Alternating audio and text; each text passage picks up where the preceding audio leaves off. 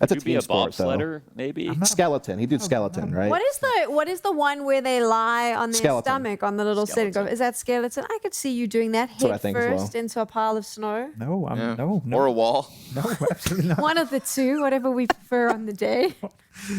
No, not for you. Gents, what do you think of this matchup between Bait and MongolZ, seeing as we've got Dust and Pimp to weigh in on it? I think MongolZ are going to spank in this game. I think the Okay. Baits are. Yeah, I'm ready for the MongolZ comeback. So I'm now that I've seen a couple of good maps from cobrazera, I really think that he's kind of finding his groove, and I'm looking forward to that in this game. That's what I think. I think it'll be a bit more even than that. I think both cobrazera and Sizzy are just like good and not perfect yet. And I think if they're getting thrown into really high responsibility positions as we get into this game, then I think it's natural that they're going to have good maps and they're going to have rough ones. So we'll certainly see. It is said that Senzu is a position, and MongolZ have proved time and time again they know how to slot in new players. But we're talking about Sizzy coming in from Team Spirit Academy, and they have got a good track record there of developing talent as well.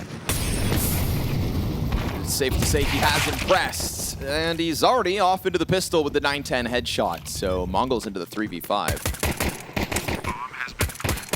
Blitz, it's escaping him. Yeah, Sizzy just trying to set up Alex to find the kill off the box, and sure enough, that one's secured. So cobrazera. Yeah! A little to be desired in this one. 5 kills for Baits, and well, MongolZ, they seemingly just got spanked. There's still time for you. Of course. This could still easily be 13-1. So, yeah, but like, I mean, two maps they both like. Two teams that are, one's replacing an Opper, one's replacing a Star hybrid, whatever you want to call Senzu. It's kind of like, they're kind of similar, right? I mean, yeah, MongolZ are more established as a higher ranked team overall. That's for sure. But they were still in a position where they could lose to a team like Bait on a good day, because Bait are impressive sometimes. So Bait, just like FUT or some of the other lineups that are brand new, are so impressive, scary to tier 1 teams. And seem to be pretty resilient with their roster that they've got. Bomb is like, oh yeah, I was scared for a second that was going to get tested fully, because Bomb's just floating outside middle on its own. Right now, Alex looking to join up with the mid play, so they've eluded the Mzinho push around through A main, or have they? It actually doubles back. Alex clearing it a second time. This is still the Bomb floating an elbow alone. I really thought it was going to group up, but now Mzinho is going to get this back turn flank. Bomb dropped easy. Yeah, they got to run back and go get this. MPL's got so low, though. If he gets peeked again, he's dead. Careful now. Trying to make it happen. Takes a little more damage. Still hanging on. We get Blitz down in the T-spawn. It's crazy that MPL is facing forward in elbow when he needs to bring the bomb backwards and could die. He is still sticking around. He is still trying to peek even deeper. They're worried about some kind of a top mid play. B players trying to split this difference slightly. Red Room peek will eventually come through from cobrazera. I mean, CTs are everywhere around them. Bait are understandably scared. A late elbow peek again from Mzinho, but he doesn't land any of those bullets. That one will connect. Bomb dropped once more, and this whole time has allowed Blitz to now get down to the bottom of the ramp, double doors. He finds the MP9 kill. We've got 15 seconds, and that bomb's got to be picked up by Essential. He doubles back around, but it's going to come down to the absolute limit, and he doesn't believe in it. The MongolZ with the force buy victory. That bomb seemingly wasting a ton of time bottom mid. I think that NPL, as much as that was scary that Mzinho could have peeked, basically made that as possible as he could for MongolZ to ruin the round. I feel like NPL needed to get his teammate out of cave, to escort him back up to cave as soon as possible, clasp his hands and pray that no one was going to peek, keep that bomb facing towards the bomb site, not towards elbow, and just get out of there, because there was a huge error. I mean, it was a great play from Mzinho to come through with the flank right here, but like the amount of chances he got to basically get the kill in the end, it was only a matter of time.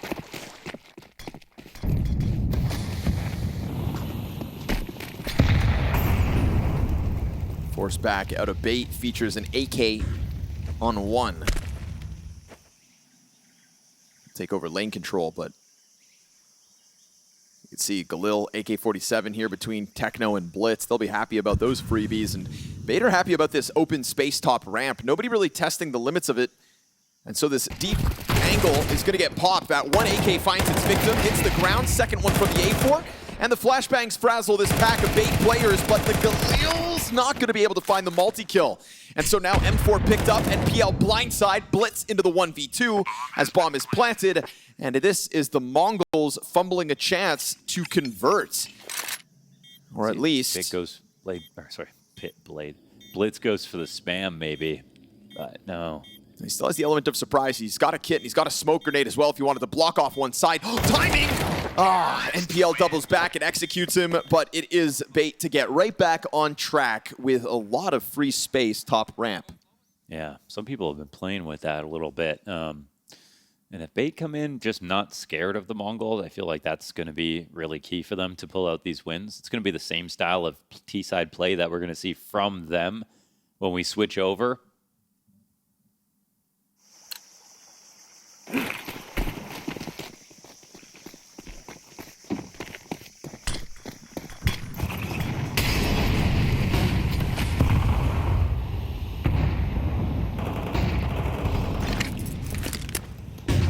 Nobody out middle here for Blitz to find.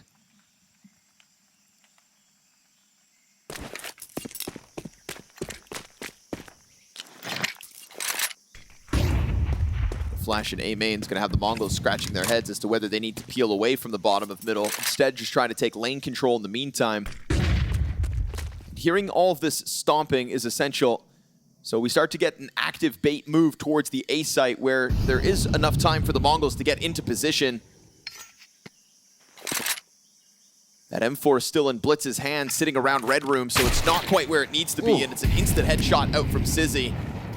Mzinho's 5-7, though, finding a victim, Singular.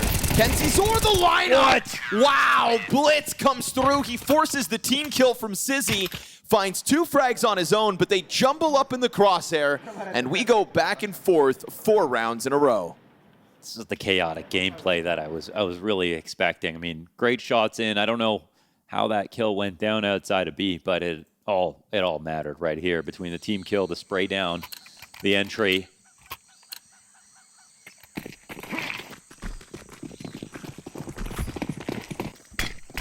And even if they don't want to play scared versus the MongolZ, one thing MongolZ are so good at doing is like keeping their play style no matter what happens to them. Staying aggressive at all costs. Ooh, a little bit of pressure on 9-10. Get more than 1 kill because the site is a little bit open. Smoke's coming in into the top of Donut. Flash is interrupted. He can set the fire site ablaze. They take positioning into the deep of the site. Sizzy fake plant once, and kills come out through the spam out of the MongolZ, flexing the gun advantage, and the bomb just panic rotates back into A main. It's a slaughter now. The MongolZ are the first to establish back-to-backs. I love that, man. I mean, spamming the top donut smoke, there's just so many angles. You can cover almost the entire bomb plant zone just from behind that smoke, off of memory, off of audible from the plant going down, and putting lots of pressure with your bullets is the same as when you're taking Mirage and you're behind a jungle smoke on CT side. You should be going for those kills constantly. You shouldn't just be waiting for the bomb plant to go for a retaking kill. That's also very possible. No investment at all here from BT.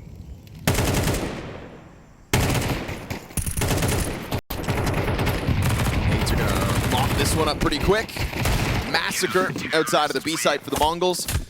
And there's a bit of an affinity right now for MongolZ to go for fights, right? They're jump onto that A bomb site with all the spam to make sure that there's no free space for BT this time, throwing themselves to just ensure that rounds go down smooth. It's probably why they persist so well with no matter who's playing on their team, because they don't change. They just install a new guy. Yep. They say, oh, here's the system, here's the style, here's the personality. Listen to Mara, listen to Blitz, and you're going to be fine. Don't grow an ego. I think that's something as well for the MongolZ. Oh, they said that? I don't know, it just feels that way. Oh, okay. Woo! Cobra in with a couple of kills. Oh, full rifle. Nice and easy the way he slams it down into the ramp, and look at him go. Yet again, just suffocating these attempts from Bait to get out into mid, to get out into lane. Finding fights at the choke points right now is the MongolZ motto. And you've got Kenzizor pinned in bottom middle. Bomb possession here by Alex, but smoked off since the get-go, since his two teammates died in front of him. And so this is going to be the 5-2 lead out of the MongolZ as they yet again just charge headstrong into these early fights.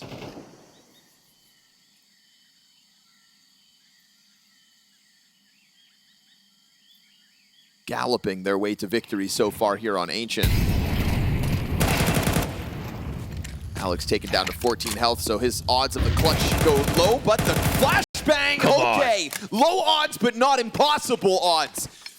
3 kills into this 1 versus 4. He tries to fake that rotate out, and it looks like 9-10 bites. And he's like, please, why? 9-10 is asking, I have an op. I don't want to be in this 1v1. He's looking to cut off Alex in the pass, coming back to A, but that never happened. 9-10 could be wrapping around to A, depending on where he thinks the timing's at, but he doesn't believe it. Now he realizes that he's been tricked. This gives Alex a great chance to actually put this clutch together. He's going to have carte blanche on this site. Will he read that 9-10 is coming back through cave?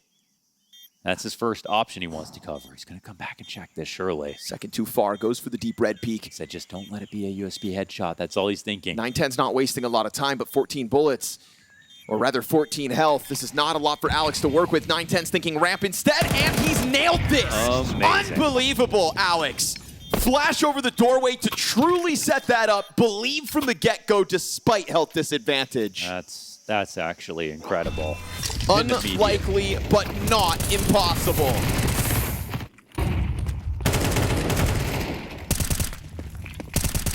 It's the raw 1-on-4 here from Alex. A 14 health 1v3.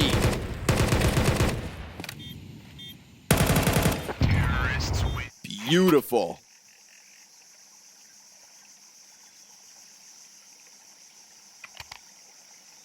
While we can sit here and bask in his glory, there is still a problem at the starts of these rounds in that the MongolZ are... This is the spirit I wish Liquid had. Can I just say? There's a lot of things I wish Liquid had. You know, but like just a belief, I swear. I mean, they can win a good round, they can lose a bad round, but then the next round I want the same guys. Like that's what we're getting out of MongolZ and Bait. They're never out of it. They stick to what they know works for them. Yeah. They're not afraid to be aggressive consistently, so they never doubt themselves.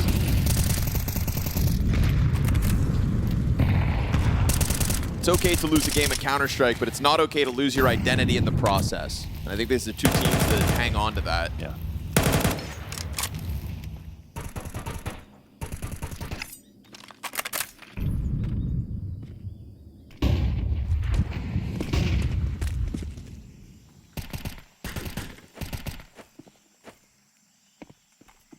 Bait waiting for the MongolZ move, and here it comes from Blitz. Yeah, he wins this duel, though. NPL trying to step into that one with the Galil, gets bested. Still a slight edge in the rifles here, the way of the MongolZ, and they seem confident to exploit that. Hopper looking both directions. Sizzy trying to find a chance to leave a mark on this round. And as the MongolZ add another layer of defense to the B site, do anybody step into the crosshairs? Yeah, they'll step in it and past it. Slick move to go beyond the op. Techno off angle is going to catch Kenzizor with a headshot, but Essential trades back pretty swiftly. And there is a world where Bait can, in the final 30 seconds, still find footing inside of B. Bomb's going to have to cross. Blitz, beautiful timing on the challenge there. He does lose his teammate as Alex, on the brink of a multi-frag, cut down. And now Sizzy's clutch queued up. Doesn't fire off into Blitz. Peels off the short side instead, but is met by his counterpart on the re-aggression long. And that is the MongolZ right back to winning ways. It's been a great match so far. Lots of great shots, very quick pace. And we're seeing some frustration here. I'm not sure if MPL was actually talking or if he was just kind of letting some steam off.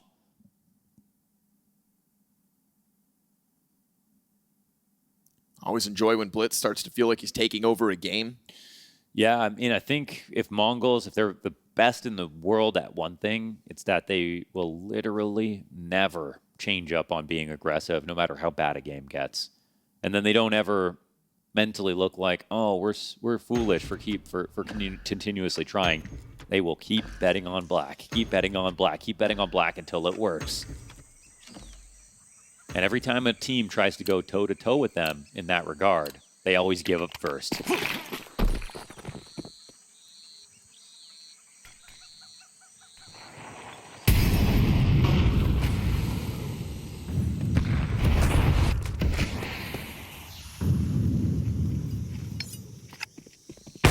See ya.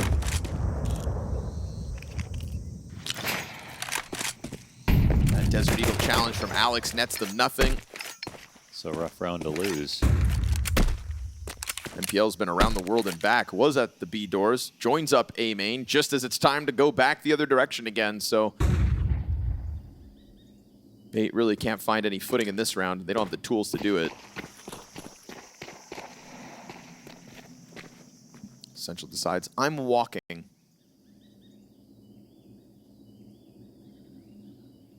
All the time in the world in a round like this for Bait. Hoping somebody from the MongolZ makes a mistake, but right now 3 players strong on B. Another off angle from Techno, just keeping it fresh, right? That's always fun things about Techno inside of the cave. It's not a very wide room, but just slight adjustments make that challenge from the T-side's half of cave all the more difficult, and he's a guy that'll just thrive in all these small little differences. Especially here versus those pistols. 6-3 lead for the MongolZ off of an easy conversion. Guns back in hand for Bait for round 10.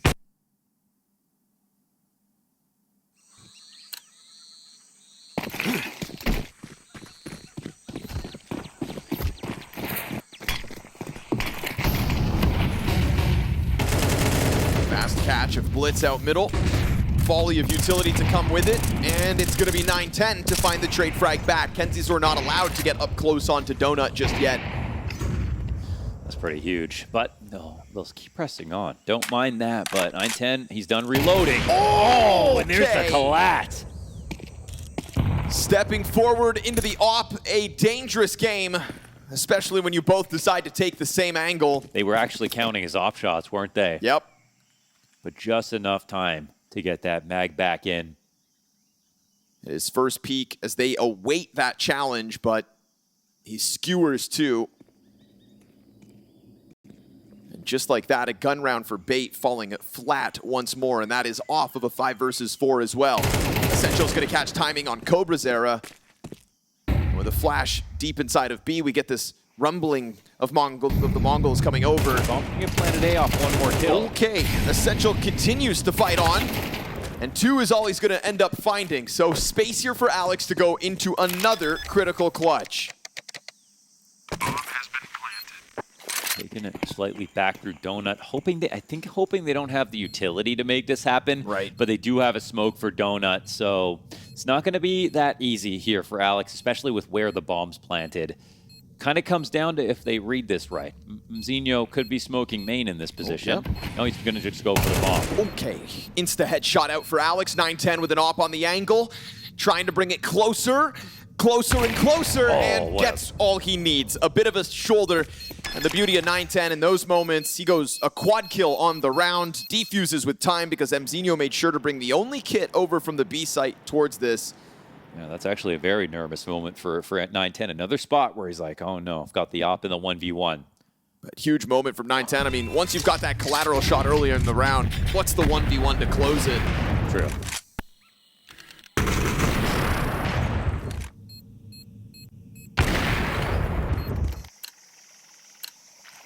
Guns once more for Bait. Full loss bonus in effect for the T side. 3 one-off round wins and a bomb currently dropped over towards Swamp. They sit outside of the doors. Last player in is going to pick it up in Alex, and they're going to try to take ramp timing in the meantime. And that timing works wonderfully. Once again, we've got Bait able to test the waters by just rocking up the ramp. Challenge there for Blitz, and he'll go down with just the 1. Man advantage, but low health. Side, though. Trying to test in front of the smoke already, and then 9-10 still within the mix of it all. And this short push here from MZ just can't quite come around the smoke just yet. But once this starts to fade, Alex, yeah, done for. And so Cave Control, all that Sizzy's going to have to work with. Galil versus 2, and 9-10 is not missing op shots. Yeah, seriously. That is the MongolZ with an 8th CT round win after a frazzled defense, just because Bait come charging up that ramp with confidence once again. No, 9-10 can definitely be streaky, and when he's off, he's shooting too quickly on shoulder peaks and missing, or just not hitting the fundamentally more easy shot. But a day like today, it's everything and then the hot one. So that's a quick kill. This is a quick 8 for the MongolZ. And despite the X factor that Bait have shown in a couple of rounds here, it's only 3 in total. Could have been a total shutdown. Far worse. Again, though, Blitz will be found out pirouetting, sent cartwheeling through the sky. 9-10. I mean, I don't think he even blew that open. He didn't. That was just straight up through the red room. Last time he popped it open, gets the kill. This time, I mean, I don't know what that shot was from 9-10, but he's coming back for another one, and Sizzy's just trying to get out through Donut. Sizzy can go forward with the lurk, but they can also wrap this bomb around to A. It kind of depends if you can get lodged into a nice outpost on the site. Then maybe they could start to throw a fake Zach in, draw, rotate a little too far. But he hasn't pushed yet. The MongolZ just remain more active. Yeah, he's kind of missed the move. Trying to be a bit too cautious, perhaps, in the face of this constant aggression. 9-10 slips in with another op shot, up to a 14-6 CT side, and he will not miss a single shot in any of these sequences. Don't think he ever missed. Beautiful half out of 9-10, beautiful half out of the MongolZ. A little back and forth at the beginning with the force buys, but they're the first to find consistency, and they never really let go once they found it. No, they were crushing. Again, they never gave up on the aggression. They kind of just ignored the one before that Alex put together. They ignored the pistol round where they got run over towards the A site. Really, I think it's their true strength.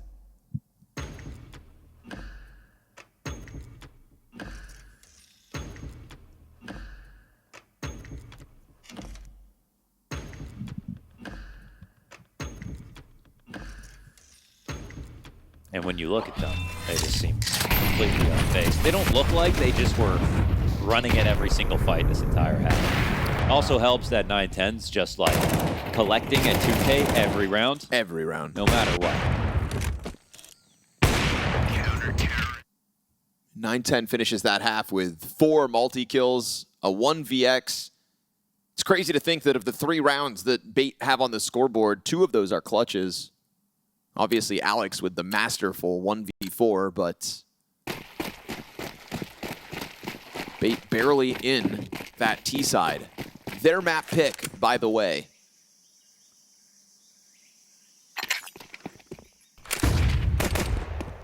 We'll see if the T side pistol can very quickly put a bow on this matchup for the MongolZ, as far as Ancient is concerned.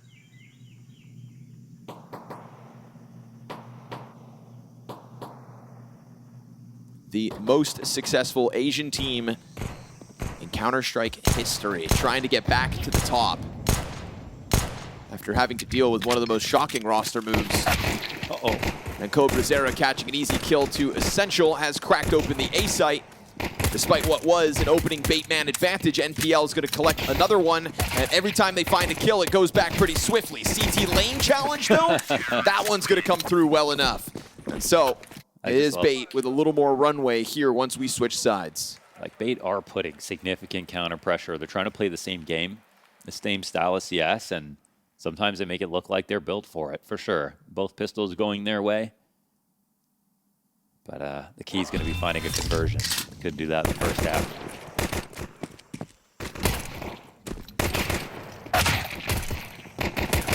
Counter-terrorists win.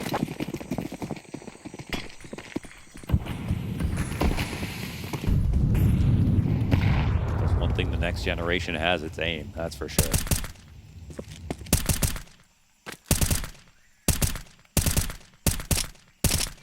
Waiting for this reload. Yep. He goes for another back dump. They're ready to swing into it. Oh, you can see that. Writing was on the wall. Yeah, serious. cobrazera with 2 Desert Eagle kills. Now this bottom ramp challenge is coming through, and the fact that they've got the bomb stuck, that's one thing. But now Alex is stuck within this smoke. Could it fallen back? I think, you know, it doesn't want to go too far forward. If he waits long enough, he'll have a chance to flank this. The bomb's starting to feel like it needs to go for a wrap back around. And Alex is going to test it. cobrazera from behind the cover draws him all the way downwards, and MZinho gives the coverage needed. So we go man advantage for the MongolZ. If it was a 2K from him on the ramp, maybe they make this an A play instead. Oh, he just got into the corner, but he heard it. Yeah. Essential's going to jump on it. 40 seconds to still try to figure this out. I mean, it's been cost-effective already. It's still possible they've taken it over towards A, so I'm not sure if Bait can feel super comfortable about sitting here. Like, we've got Kenzie Zor thinking about it. He's going to go for a split the difference. They're going to give up the bomb site, let Essential push Essential down ramp. all the way down, and he leaves to A, this bomb plant comes down for sure. And if it keeps open entirely, they want to take a small risk here. 10 seconds. It must go down now, Blitz, actually, because you have it, and yeah, you got to make sure you get on that. Yeah, they're going to charge it down, and he's missed his timing. Okay. Well then, Senthiel playing it back and around and boiling it down to the perfect amount of time. Yeah, Blitz maybe clearing one too many things there. Too much there. A little too mustard on that hot dog. Yeah, a little bit too much mustard on that.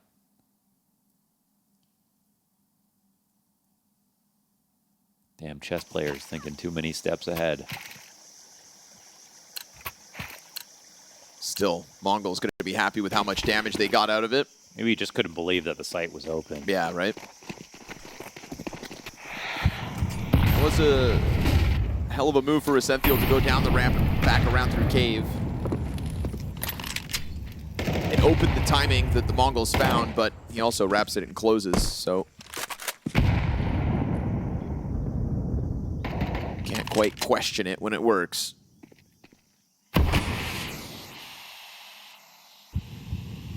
MongolZ banking on 2 Desert Eagles this round between Blitz and MZinho. And just because Sizzy is alone on A right now, I do have a bit of worry.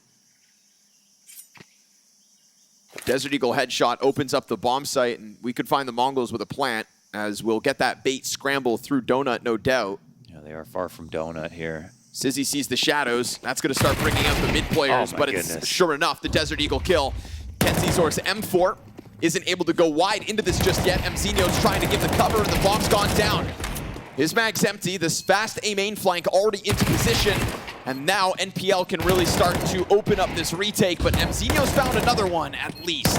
Bomb plant and 2 Deagle kills, not half bad. Blitz missing a chance to add any to the tally. He's gonna draw them forward, and it will be majority alive for Bait, but another round where the MongolZ make a lot happen with little. Yeah, always keeping it scary no matter what the gun. I mean, literally down to Glocks. Still, Bait are enduring. They're trying to close the gap a little bit.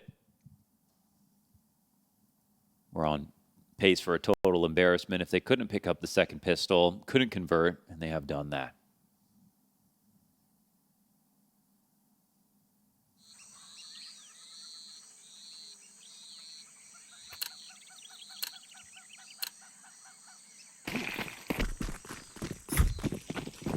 Everyone at or above 10 kills on the MongolZ. Lots of contributors.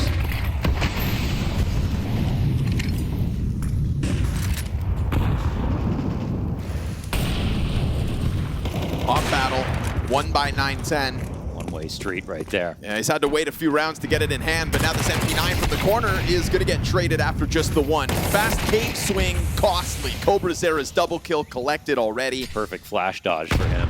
Kenzie Zor whittled down to 30 off the nades, and he'll lose the duel to MZinho at the health disadvantage. So the moment guns are in hand here for the MongolZ, we are right back to reality. Yeah, right when you get excited.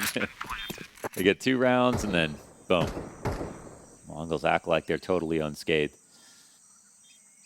You know, it's like in the UFC. You get your body worked, you get leg kicked too many times, you start to slow down, and then you don't have the power to go shoot for takedowns. It's as if the MongolZ, they ignore all that. Unless you go for the killing blow right away, which you can't in Counter-Strike, They just pretend like there are no past losses behind them. They don't bring any baggage forward into the next round. They don't bleed, they don't hemorrhage.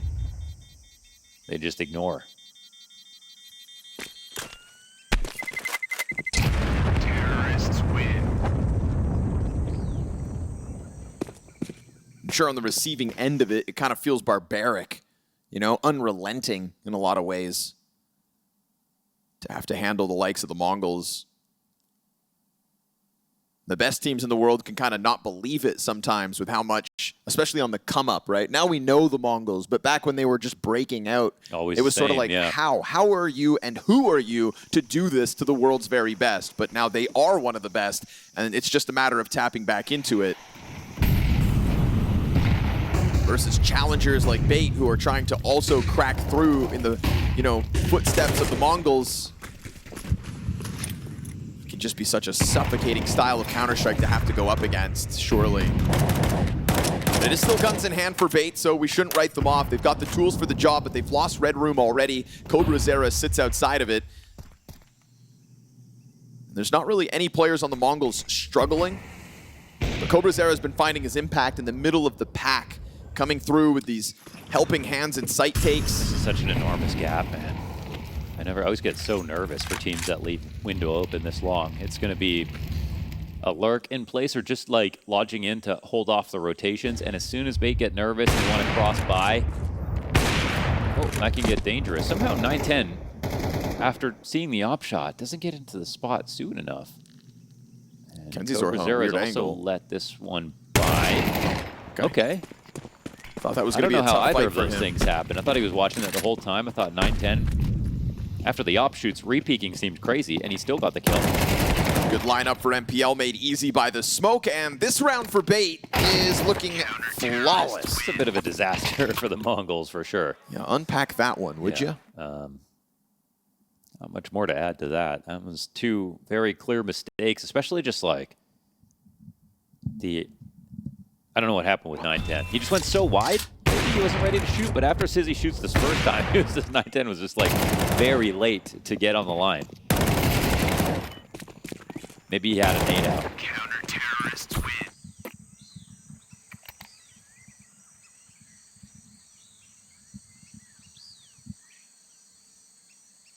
If he's peeking that angle that wide with a nade out, he deserves to die, no?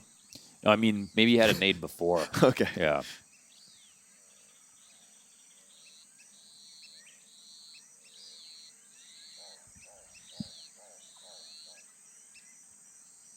I've got a bunch of Columbus capsules. Whoa. I'm sitting on a ton of them. Hot shot. I just love those stickers. I thought they got stolen last year. No, because it was in Oh, a crate. container. Yeah. That's the only stuff I got left. Yeah, keep your valuables in a safe, kids. Yeah. So it's tragic. I don't know why I'm laughing. Yeah, screw you, buddy.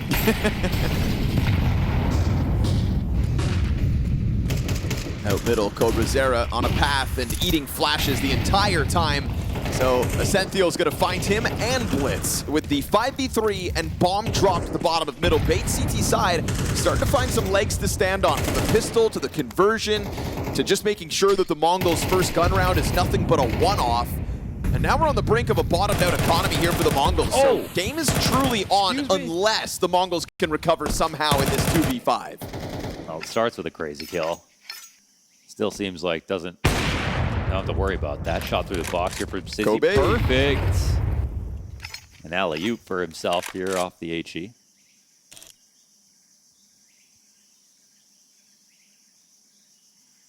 Nine-10's just Squeaky petrified. now. They could be anywhere. But really, it's this angle here as he walks into middle behind the boxes. Oh my goodness, he's on. My lord. Ready He's for the on peek off cave. Eats the flashbang. That's a better way to deal with 9-10. Just topple him while he's blind. And closing this gap quite quickly. Bait's CT side delivering. You've got our interest now as it's down to a 2-round lead, 10-8.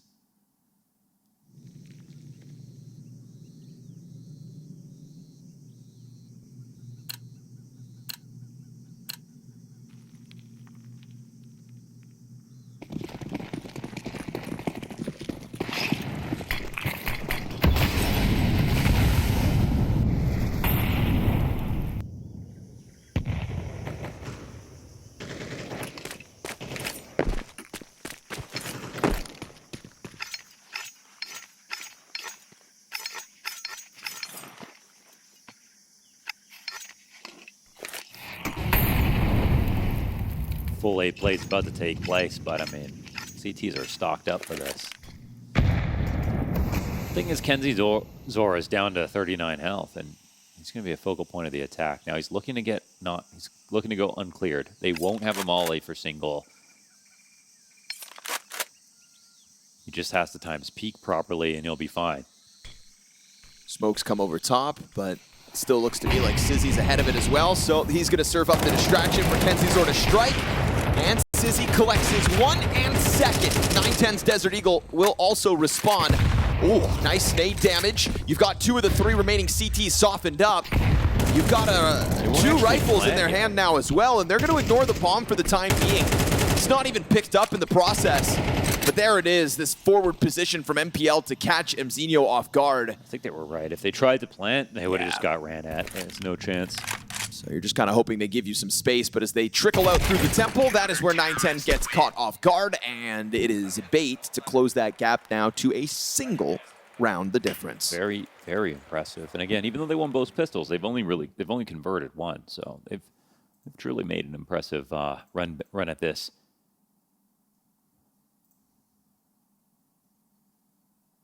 Got a couple moments from cobrazera, a couple moments from Sizzy in this game as well. We're watching the new kids on the block in this head-to-head. One that felt like a stomp in the first half. 9-3 CT side for the MongolZ has just dried up since they've taken to the attack. They'll be adamant about getting out middle, but there's a lot of presence here. 2 players up in the red room, a set of helping hands from Donuts soon enough. It's all a ruse, though. They're working on this B play, making it feel like an A-split's coming or that alert's coming in through window, but neither of those options. Oof, gets past. The smoke fades. CTs don't quite take that challenge that could have caught cobrazera off guard on the climb up.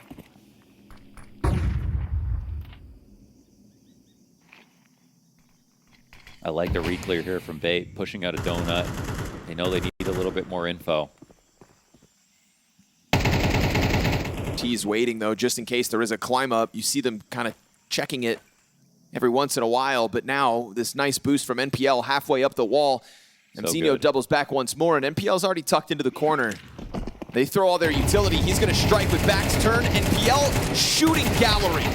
He's managing 2 of the 3 kills, but it's still Techno with a double as he goes back and forth for that one. Bomb's going to be caught outside of the doors, but Techno still comes through. A multi-kill, much needed. And they run to A this time around, right? No, wait, the bomb is chilling? What's going on? Why is Techno the one running over here? They're trying to bait the rotation. With a frag but grenade? The bomb's coming in first. Brother. Oh, and he misses the shot. Sizzy. That was There was 10 seconds left in that round when Sizzy peeks into cave. You were banking on selling that fake with a frag grenade. That was all kinds of risky. Sizzy a few inches away from just winning off that shot alone. Would have been an easy fallback. Didn't know it, of course. Was so far away from even hearing that grenade. Bait will burn their final timeout here.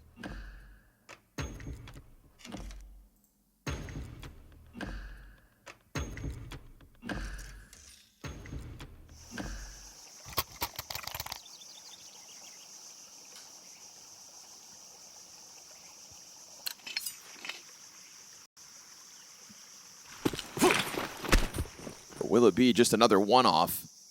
So far, that's all this T-side's been able to secure.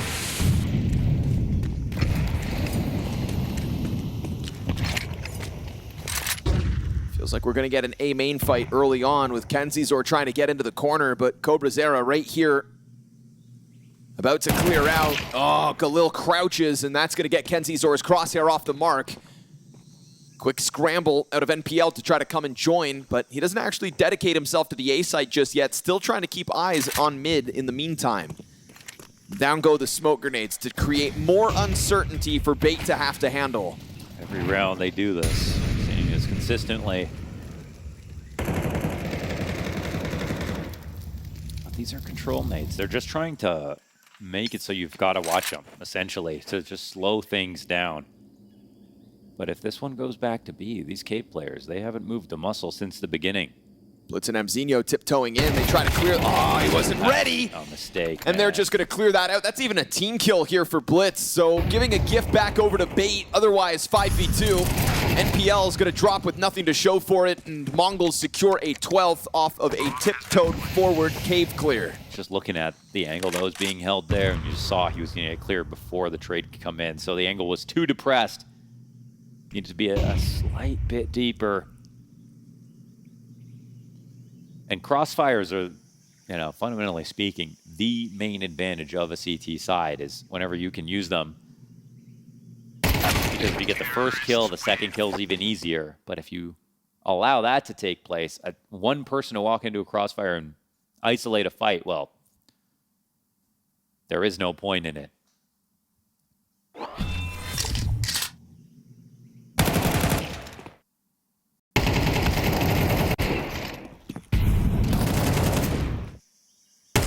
Really textbook clears here for the MongolZ, and it all starts to go poorly once we get that cobrazera Galil crouch. 5v4 held on too strong by the MongolZ. 3 map points. First half was dominant, losing second pistol, gave a little runway for Bait. They were able to cool MongolZ off after winning their first gun round. Thinks it felt good, but now it could be a sprint to the finish. Alex has other ideas. Playing with the only M4 on the round now for Bait. We've already got this close red room control for the MongolZ, and the SMG is not going to be enough to stop this, nor will the pistol. Sizzy dealt with. AK on the flank, though, tapping away. Ascenthial gets there. 9-10, does he clear down beneath? Of course. Again, he gets that tight snap down. And it's the bomb spotted in the process, but MZ's going to go deep and clear out B. I mean, there's no reason for 9-10 to take mid. Done. MongolZ 13-9, a strong finish with 3 rounds in a row to close it. It felt like a guarantee after that dominant CT half. Takes them a little while, but they'll get there. So, if you tuned in at halftime, there was a very good chance that you would have looked at that scoreline and thought, An action-packed affair back on Ancient, and one that at one point had me thinking Bait were dead in the water, but respect where it's due. The comeback in that CT side, the pistol, the conversions, cooling off the MongolZ gun rounds on the attack. That was no easy feat, but it just felt like the MongolZ were there to win it. We switch over to their map pick of Mirage now, Mohan, as the MongolZ will be gunning for a 2-0 series. And gunning really to kind of get their reputation back as world beaters, I think. I think they kind of, the way they play, it always feels like they believe it. I have to say, there's got to be at least one guy that can't overperform that comes onto the team, right? Like, surely eventually. Brother, think of what they did in Budapest. Yeah, I know. I know. If there was ever going to be a moment... Control has got the quarterfinals. Yeah, if there was ever going to be a moment where somebody joined that team and failed, it was supposed to be Control. cobrazera, speaking of the new guys, right in with the opening kill towards this A site unraveling. And what I want to try to understand is when do they find out that they're so ready for the role without ever... How much time do they even get to play with him to find out that this is the guy? Well, I think that's to develop him. That's the beauty of how it goes down in Mongolia with like the really strong internet cafe culture, right? It's like I feel like everybody kind of knows one another when it comes to the Ulaanbaatar scene, and so. But I mean, getting, in other words, like getting cobrazera ready for Tier 1, or him being able to learn how to play in Tier 1. Like, surely not everyone there, just like before they join the MongolZ or whatever, is prepared to play in Tier 1 because they don't even have the like a Team Spirit Academy where the coach is down there. There's no coach walking around an internet cafe. I don't care what you tell me right now. I know there is no Mara Jr. walking around an internet cafe training the cobrazera of tomorrow right now. So, yeah, you don't know that. You been to Ulaanbaatar? I have not been to Ulaanbaatar. I think it's safe to say we have no clue what's going on over there. That's a fact. But all we do is appreciate what comes out of the place. Wow. It's talent stacked high. It's a beautiful Desert Eagle shot from NPL. Yeesh. Couple taps gonna welcome the wide swing from Kenzie. Zor. Bomb is able to trickle out through the apartments, but you're gonna have your hands full. This is a 5v2 retake. Techno 4K and Blitz tasked with a tough one. The double nades go into the market. Looked like that paper towel interrupted one of the trajectories of the frag grenade. That was weird. Physics and whatnot. Yeah, that's what I thought. Now CT's come roaring towards the back door. There's a real chance at a lineup to that Galil. MP7 gets whittled down. Blitz is trying to dodge shots. They don't have a kit for this, but they do have the time, so they'll jump on it, and the force buy out of bait works. We skip a couple protocols with that walk-up catwalk and bait strike. All in time. Little deagle shot through the smoke in the mid. That definitely helps for sure. Mara is not impressed. That's how he looks when they win, too, though. True. So you can't really... We have no idea what's going on in Ulaanbaatar. You know, Mara used to stand a little more often. That's how I think maybe that's the secret, is when he's impressed or not. Maybe playoffs? Ah, it's true. Yeah, see, you know, you get used to winning. Suddenly, these kinds of games. Ooh, maybe I can afford to sit down maybe for I'll this sit one. down. Ooh. Up a map. Ooh, PGL bring Up a out map, the... have a seat. PGL got the extra comfy chairs. Now Bait are going to convert off the back of it, seemingly, because you get yourself a bunch of free guns. 2 AKs and a Galil for free. Don't mind if I do, says Bait. And Zinio's going to go ahead and spam that Tech 9 headshot through smoke, and we've got the 910 Deagle under. Okay! 2 kills into it, bomb possession his, and plenty of time to make Bait sweat. He is a bit of a monster today. 910 was a highlight reel back on Ancient. Unbelievably quick op shots. Kenzizor making it happen, though. Yeah, 910's not ready. He's just fooling around with that knife too much. Just goofing and gaffing and laughing his way through it, but this is a serious affair. Bait CT side kickstarts off the force buy and converts for the 2-1 start. All these operas use the pillow. James, Shiro, Yeah. 910. Yeah. It's an epidemic. B-Stream is map 1. Nope. Map 2. Map 2? Yeah, map 2. Oh my goodness, FUT. When will it end? Done got smoked. You know, the question about FUT winning is one thing. FUT owning is what we now got. Astralis fall victim to yet another hot prospect in 2026. It's crazy how this tournament has 9 out of the 10 top teams, and yet all these prospects are actually what we really need to be watching for. Yeah, it's like usually an event like this, it's because in terms of form, they might actually be in the top 10 as well right now, low key. It's like invites get declined and then some plucky underdog makes a close first map. But I feel like 2026 has really just been featuring a lot of very promising rosters. It's so awesome, man, the amount of good teams that we've got bubbling up in the tier 2. I just love that it never ends. You know, it never ends. We've done this job, you and I, together for almost a decade. Yeah, like the amount of...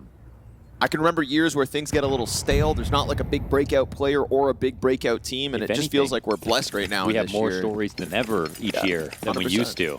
Used to get one cobrazera every 3 years, roughly. Ooh, Copenhagen Flames make a run at one major. Yeah. Brother, PARIVISION have lifted a trophy in 2026.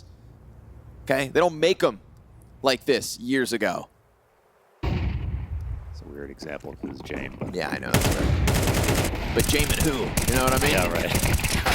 Jamin Dastan. Bodies hit the ground inside of the B site. No bomb plant for your efforts, MongolZ. And it's because it wasn't much of an effort. They just go flying out through the windowsill into the lying weight of Bait. Guns back in hand for the MongolZ. They'll be looking to get back to where they started this half with success. All made possible by the force by Bait, the 3-1 start. Who you taking?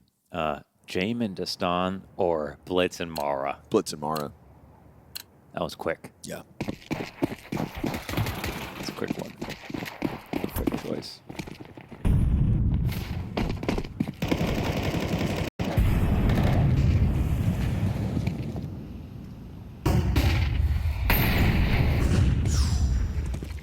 Careful back there.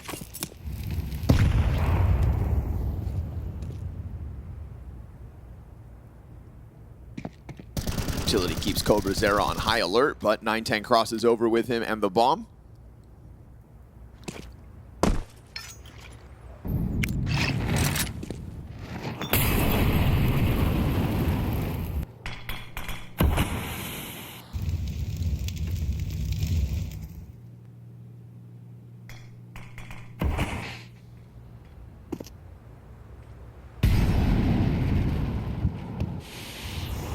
no kills at the minute mark. We get more utility trickling out through the window. This continuous pressure has got them distracted, and NPL's going to strike them.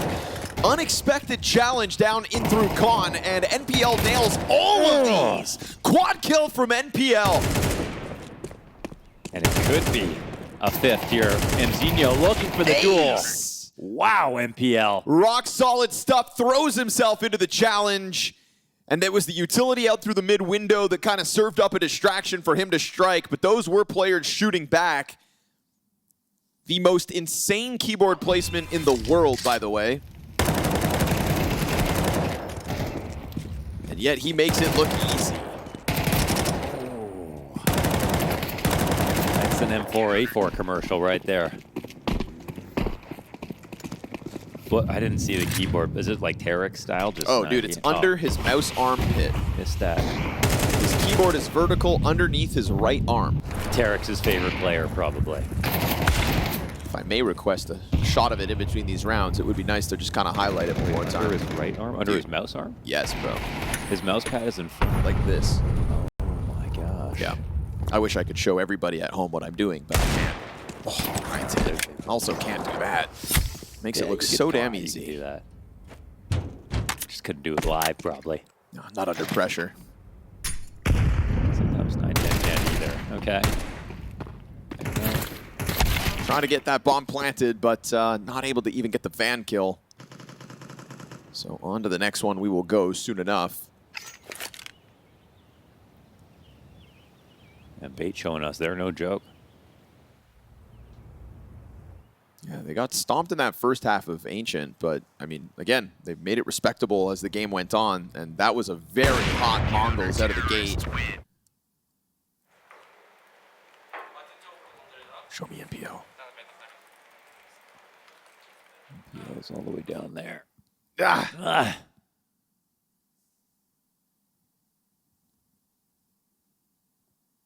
It's good. We'll keep everybody on the line. You know, now you're waiting in anticipation. Got you glued to the screen. Yeah. I feel antsy thinking about it. Just want to see NPL's keyboard right now. Goes back with weaponry, but Bait still have been rock solid and happy to just keep signing up for these mid fights. And happy to just keep on trying to charge on through. cobrazera's already made it ahead, and Sizzy is going to get slammed by that AK, but Penzizor's got the trade pretty quickly back. So it's just a lot of jostling going on between these teams right now. Very nice trade there from inside connector.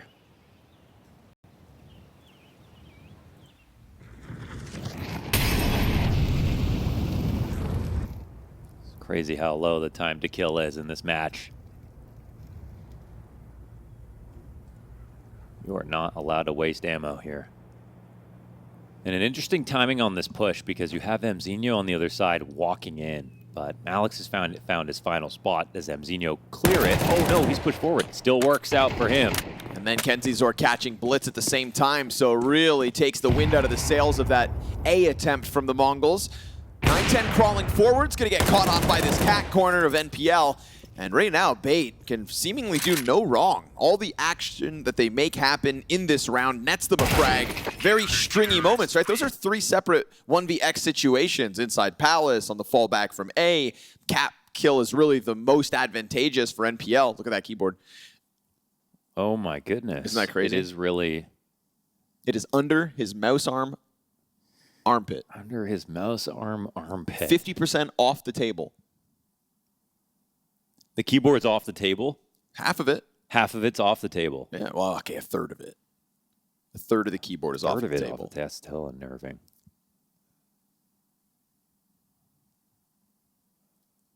You know, I know we've all got different binds and whatnot, and everybody's setup is different, but I just never understand how you get to that point. Yeah. You know, I've tried the 45-degree tilt, you know, I'll go for the wider stance. Sometimes I put my forearms on the table, but I've never gone, maybe my keyboard should be over here. Over here. Oh, nah. Yeah. Well, maybe you try it one day and then boom. I'm a pro too. Just flex all of a sudden everything you were missing. Well, there's no denying it's working because he's 12-3 at the moment. Trying to keep that pressure up on middle, but MongolZ just continue to remain adamant about taking these duels. Beautiful wall bang back from Blitz to maintain man advantage. Man, there's not even enough time to react to these kills. There's so many nice ones in succession. Zeno's already back out through ramp. He's going to catch the jungle player off guard because MongolZ just keep coming. Slowly, albeit with these walking, crawly kills, but they are constant in their pressure. And Alex is going to give Mzinho something to think about. 3 versus 2 advantage for the MongolZ, but it's barely held on to by Blitz's low health. Essential top stairs catches the headshot to Techno. And now these CTs, yeah, they're going to keep pulling you apart piece by piece. I love Alex with the triple and Bait with the 7-1 lead. The thought for Essential to even re-aggress through top stairs in that moment is ridiculous. Teammate had already got killed outside a connector, and MongolZ, like, again, they're so brash. You'd think they could be anywhere. And Bait are here to call them out.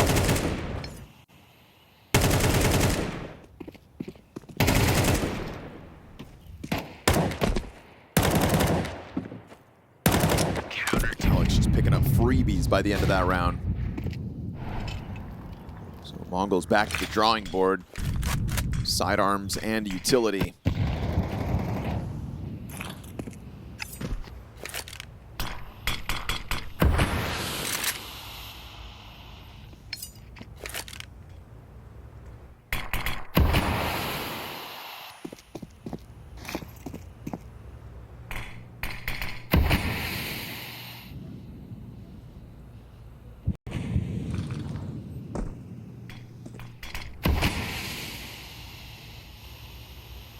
Grouped up beside the smoke, NPL has stood up to a lot of these tests.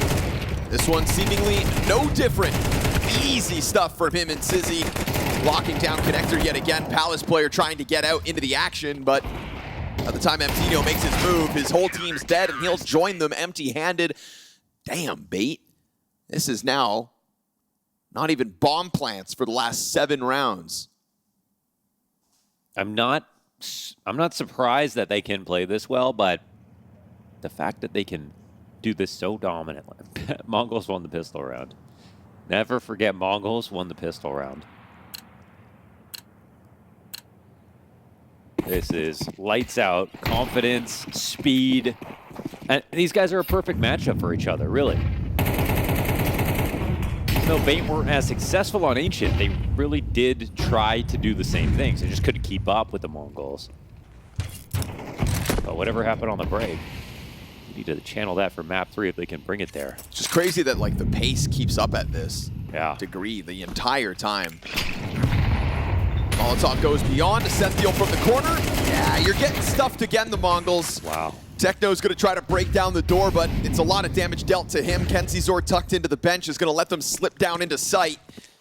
Techno cleared out. Opper's got the rebuttal back. 9-10 trying to get into the action of sight, and NPL has been spotted, but that's not going to stop him. Back in with a kill and an assist. Rapid pace being set in this game. It is violent, and it is incredibly lopsided at that. 9-1 Bait's lead. And they've got the same affect. Like, they don't really celebrate. They don't really yell as much. They're just, they're happy to play quickly. They can't celebrate because they're down a map, Launders. That's true. As far as and they're this concerned. one's not done yet. No. We know what can happen at the switching of the sides, but it's also 2 teams that respect our time. This is, yeah. back to they back. They got TikToks to watch, man. Back to back aggressive rounds.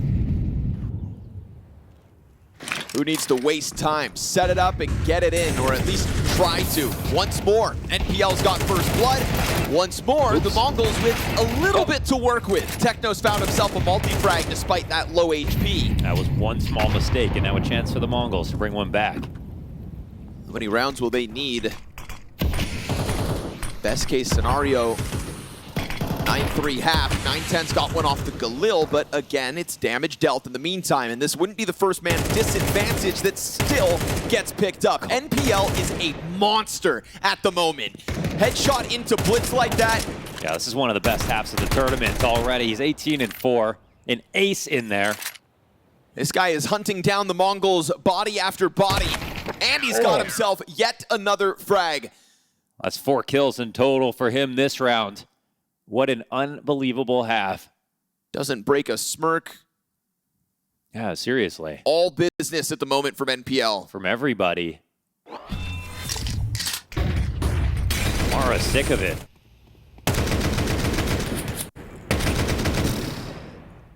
The fact that's a headshot, too. That's the kind of day he's having. Making up for lost time, having lost out on Ancient. He could set some kind of kill record at this rate if he wasn't just going to beat the MongolZ so quickly. Sizzy catching another opening kill, and Bait, this is... It's a masterclass. Yeah, it's domination. It's kind of what you'd expect the MongolZ to do to them. And it's damnation. Like it's evil. Alex 666. Yeah, like they're, you know, they're damning MongolZ to the end. There's no saving the MongolZ. It's damnation. To horse meat.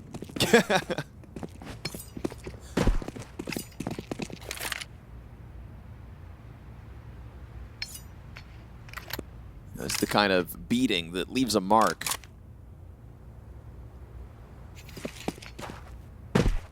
How the hell are the MongolZ going to pull out of this tailspin once we get to map 3? Because, spoilers, we're going to a third map. Not if MongolZ can win this round. Then it's going to be a while. 9-10 will crack it open at least. At least try to. First frag's good and all, but then again, Aseptial not going to let you get away with much space. Valiant effort for Techno on 1 HP, but Sizzy's got him with the Desert Eagle. A domination of a half here from Bait, 11-1. And an incredible performance out of NPL, 19-4 on the CT side. Just action-packed, inside con, held mid, held A, gave no space to the MongolZ this entire time. The guy who once got the call up to Na'Vi and wondered, you know, on a team like Bait with Headtrick as well, like, would we ever really see from them again, you know? And then they started to build up this project on the side, and now, well, they're a focal point of this event as a dark horse maybe to make some kind of run.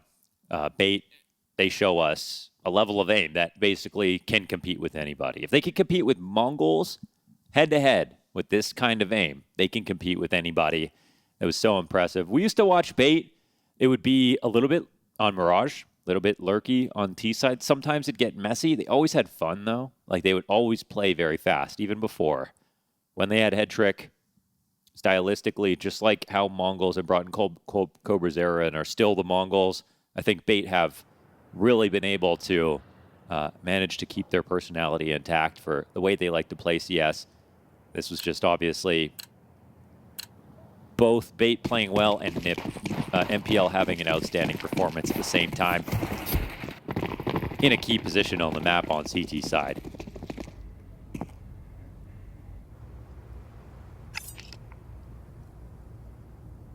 But if they win the pistol... They win the pistol. All bets are off. Okay. This man just added gravity to that gun. What the hell was that? Just got slashed into the ground, man. Head first. I think there's a crater on the floor there. Oh, okay. Woo! Doesn't matter how hard that first guy nosedive, 9-10 is into play. Triple USB headshots. What is this round? That was so ridiculous. What was that? That was like Wile E. Coyote falling off a cliff. I've never seen a ragdoll do that. I've seen them backflip into the sky. I have never seen them nosedive into the ground. And it made you think the round was done for. 9-10 though, this sequence. Tip-tap. Beautiful execution for the two. We can't show, what was that? Missed the most important kill of the whole game. We're just going to pretend that never happened, eh? So yeah, now the game's on, Connor. So, okay. Yeah, you better believe it. You better believe it.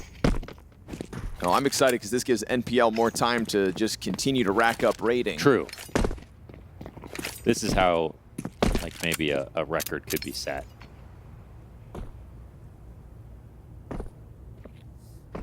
Problem is, the rest of his team's also having a pretty impressive game. He's not just like out here, right? You know, pseudo carrying. He's got A lot of great help. And Blitz from 4-Fry. He's about to put together the easiest ace of all time right here. A4 gets those. Yeah, A4 gets those. It's the gun's fault. NPL gets cleared out bottom middle, and now what's left of Bait here, as they were just looking to rack up some cash in round 14. Kenzizor cowering. Just let everybody die around him. And that goes about exactly how you'd think. 9-10 puts a swift end to it. Third round secured by the Mongols, but I don't have to say it. It's a long road to the comeback. It is.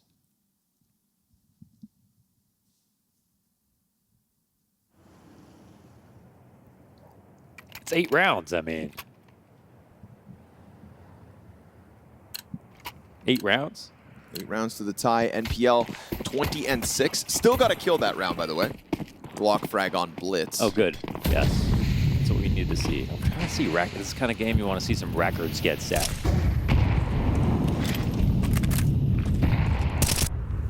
But he can't have too good of a round, otherwise, if he does, this game's over. They're willing to full save last round just to come through here now with guns, and so earned.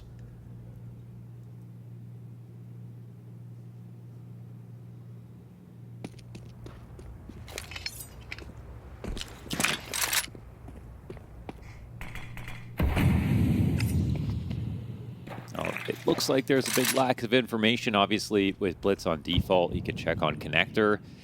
There, watch across the cat, but when connector gets smoked, this is where it might become a little bit of an issue for the Mongols. They're leaving a mid-window lurk potential. A B split, the rotations will be kind of slow, and maybe they can blow open this cat or connector spot, but no, split's coming in fast. Yeah, cobrazera almost caught with grenades, but fine by 9-10's standards. He's willing to slow it down through the smoke spam.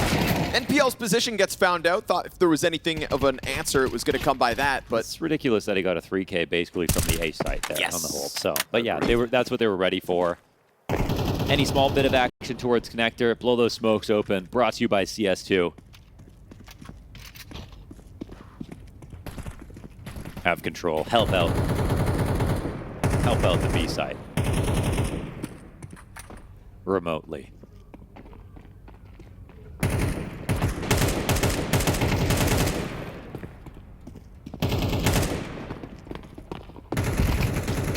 Nowhere to run, nowhere to hide. After time now.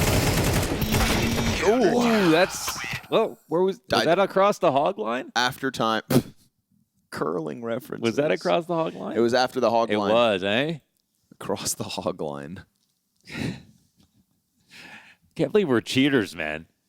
I mean, we didn't cheat, but hey, you can't just be Canadian when it's convenient. What's crazy is that both the men's and women's curling team got caught doing the same thing. I heard that the British men's team actually got caught doing it too, as well. Now that people are reviewing more footage. The whole damn Commonwealth. Curling is rigged. Counter-Strike? It's legit. Cobra, also legit from the perch inside of the cat play. He finds himself 2 kills to kick this off. That Desert Eagle on NPL's hands finds a little bit of damage, a single kill. He's 21-7, still just trying to keep the score up despite the economy being against him.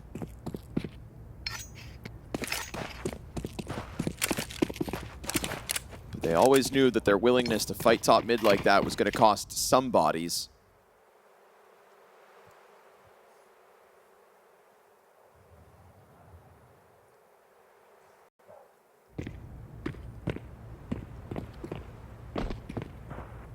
Trying to shake up their approach towards middle. We get this movement from the Mongols inside of jungle and throwing Mzinho back over towards Ticket. It's also a great way to, grab the guns. Let NPL cook. Oh, it is instant. Yeah, he's cooked. And he grabs the op off it. Plenty of time, too, eh? Smoking off connector. Ooh, they're thinking about going for the B walk. That's extra risky, but they're also going to catch this flank. Oh, he paused. Wait. Techno paused, and that let NPL get through the murder hole. Techno is actually playing this with great awareness right now. He's going to be very useful for both sites if he doesn't overextend here. The old wrap to A. But MZ, he's kind of behind default. Moving over towards Tetris, can stay here. Actually, probably the best spot right now because the amount of time left over. This plan is forced.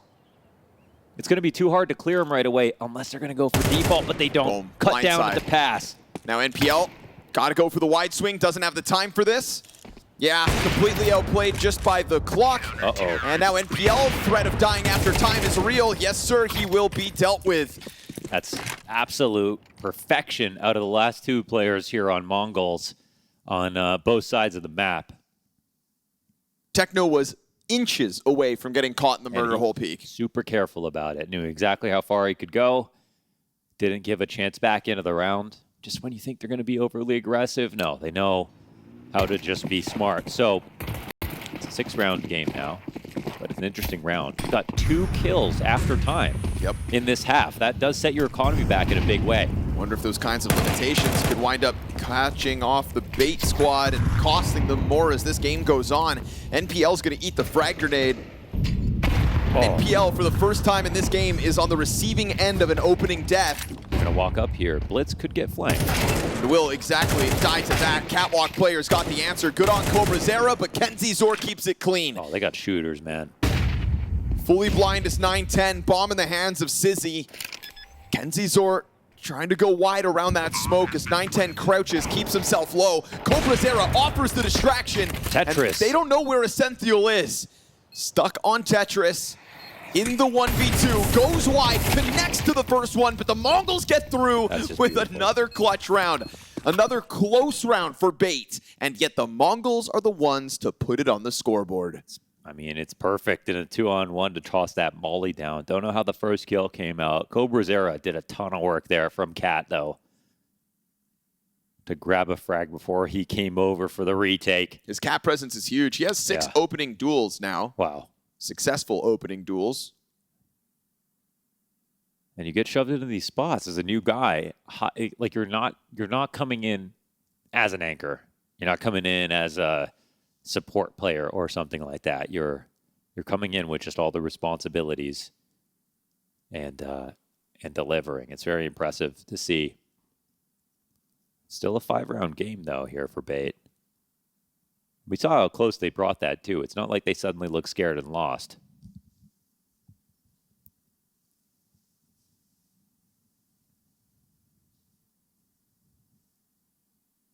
But they're about to get to a point where even if bait hit 12, MongolZ are going to have so much money left over if they're not careful.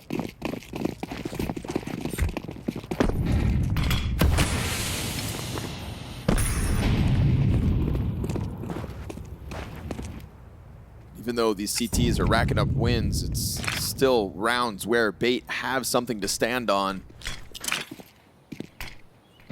Doesn't feel like they've felt out of any of these, despite the MongolZ winning them all so far since we've swapped sides. This round is the moment, really. Yep. MPL goes down first. Heavy hitter out.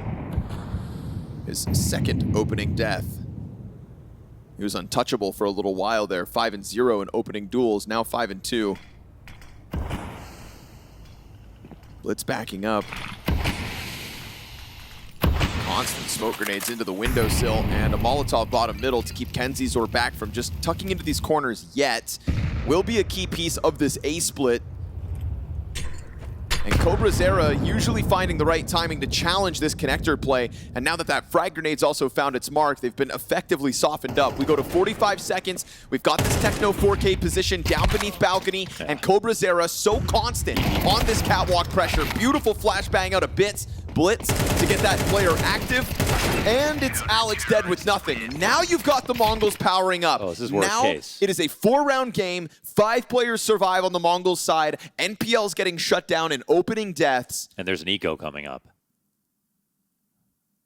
So this is just, they just won 5 alive on the rifle round. This was the one they're supposed to make money on. And now there's going to be barely any advantage when this round, this becomes 8-11, unless bait can come up with something right now. And it is actually worth talking about, how do we pull off a miraculous eco? With Tech9s, the players they have, it is possible. They have the right combination of words, maybe a stroke of luck on 1 kill. And that seems unreasonable to ask for, considering how well the MongolZ are playing, but even to them, it can happen. They might need something to save the day. They're coming in with a fair bit of utility. As their loss bonus reaches max.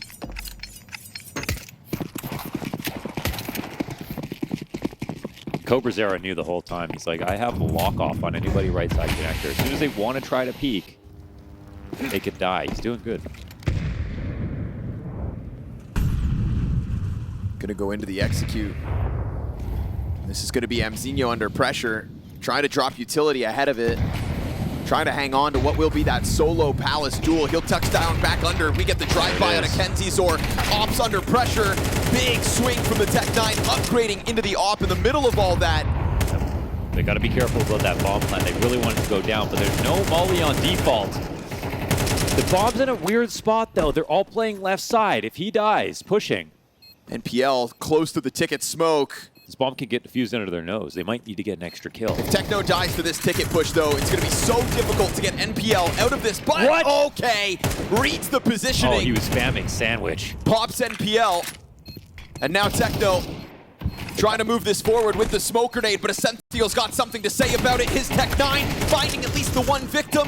And now over top goes Kenzizor with a sidearm out. He's collected another 1vx, but he can't find the bomb. No, he's got to get away from this. Blitz jumps onto it too late, and Bait will take their 12. Uh-oh. It's that one swing from default, and he realized that he wouldn't be able to be covered if he went for the straight diffuse. And there it happens, off the Tech-9s and the pause. It all comes together. Double entry from that $500 weapon, and the MongolZ now have to make the comeback from that point. This is genuinely really reasonable before this happened.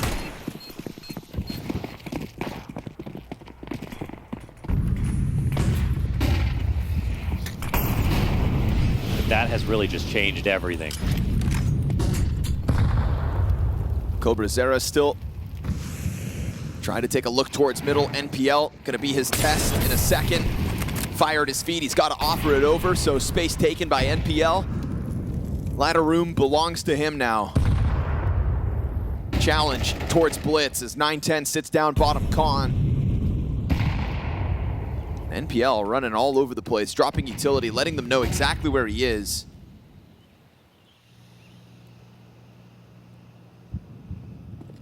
Bomb posturing over towards the apartments. We've got this three-player MongolZ lean towards B in the moment. Missed shot by the Opper, but cobrazera picks up the kill from Catwalk at least. Bomb starts to double back off this connector challenge. We've got a solo defender over towards A in MZinho. They're a little stringy right now, man. The bomb's going back to A, but it's super slow. They don't have full info on all the CTs. There's still two players on Cat, which should stop connector, fighting a window. They're losing targets. MZinho catches the contact into jungle at least. He'll figure out that info for the MongolZ, but it opens the door for Essential to come down out from Palace and get that kill instead. So low HP here on the majority of Bait. MongolZ gave up 11 rounds in that first half. Brought it back with a streak of 6. Tech-9's kicked the door off its hinges a round ago, and now Techno coming up through connector gets blindsided. Kenzizor traded out swiftly. Alex is the guy working with health in this post plant, and now it's cobrazera who's gonna have to go above and beyond versus 2.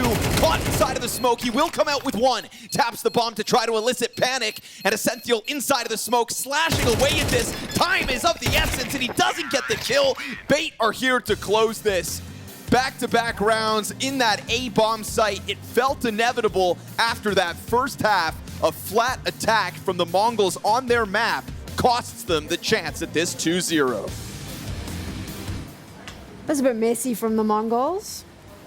Yeah, to say the least. You know. I don't know how else. Mirage feels like he himself almost fueled us to this decider map in the best of 3. I agree, especially just throughout that entire first half. I mean, I don't know where that leaves us, honestly. Like, it's just like emotional. You just can't get a read on who's happy, who's sad, who's like, you know, who is what's winning? going to happen next. You don't know. Sure. We almost saw a comeback. I think that was I honestly, if it wasn't for that eco, right, I think the MongolZ were going to flat out 2-0 that game. Oh, yeah? They already had so much money. They just needed a 1-round buffer. Their CT side was basically flawless.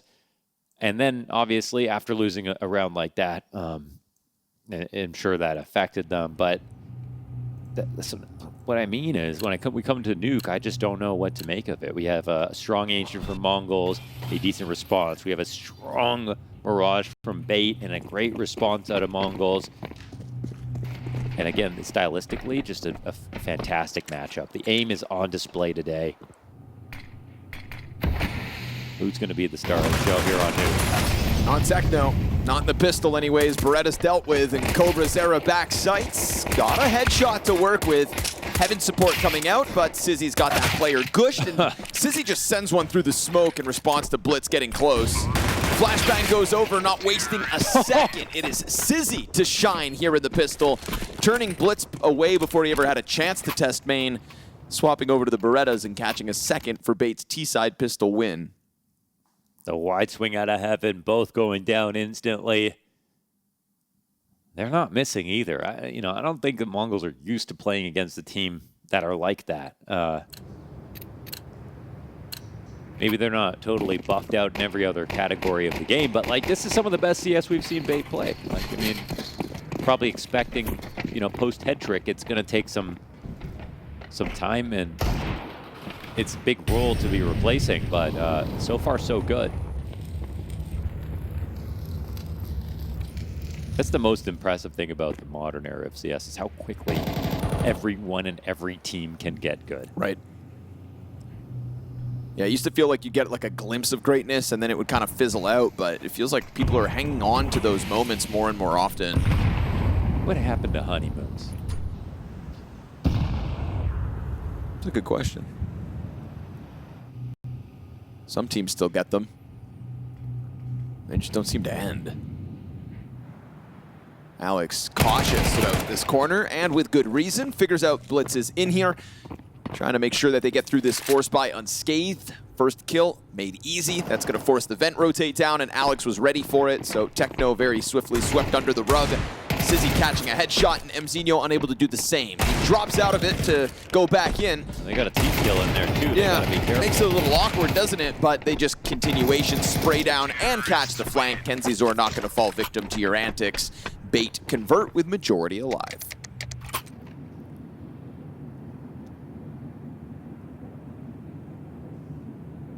Well, what I really want is like a mid-match interview, one of those check-ins. You're not going to show us how you feel. Tell us in plain English. Terrorists win. Or broken English. That's all right too. Yeah, whatever English. Translated or even English. Subtitles, yeah. I'll watch it dub. Sub. Whatever I have to. Kenzizor, another first frag here on this anti-eco. Easy, man. No. Oh my goodness, it's No like a success. deathmatch, man, this series. In the best way, of course. I mean, the fact that Zeno just lost half his health to that outer wallbang from Alex. Yeah. You know what I mean? That's what we're pulling off today. It's the kind of game you just report everybody. Yes. It's like, no way these guys are that good. Including my that's teammates. how hot Bait are right now, man. Like, Just to be safe. you report your own teammates. Every once in a while. Wish the curling team did that. God. Got me broken up. Spares the embarrassment. Bait start their endeavor here in Cluj with that game versus FURIA to kick it all off. Not easy to go up against FURIA nowadays. 13-11, 13-10, pushed to the absolute limit. Slammed Heroic out of the way, and now trying to make quick work of a recovery from the MongolZ. I mean, that first half of this series is still really where MongolZ did their best work, obviously. 9-3 on Ancient, but Bait kind of snapped out of their lull ever since. And they have not wasted a moment to leave a mark on the MongolZ here so far on map 3. So waiting for things to fizzle out. We hit the minute 15 mark and get grenades across the map. We get a good flurry of them into the ramp room, but none of it blinds 9-10. So he's happy to just strike down a Sentinel. MZinho catching you off guard from the corner in the face of a CT smoke as well. Now a collateral comes through. Sizzy lucky to survive it as 9-10 goes back in 4 seconds. And NPL is the only player across the board this round to do anything to the MongolZ. Yeah, he's dead in just a matter of seconds. Bomb possession over towards the ramp. You will die to Techno up from the rafters. In the moment that the Mongols have guns here on Nuke, they've also got a round win. This was a bit of a mistake. I mean, they like it's not even 910 was hiding and timing the peek off the flashes. He was just open the whole time. They just landed all their flashes, focused everything on somebody playing ramp, maybe someone playing at ROPS, but not really anybody even considering Turnpike, and they didn't throw any kind of lurk smoke either. So just a really big gap, to be honest, there.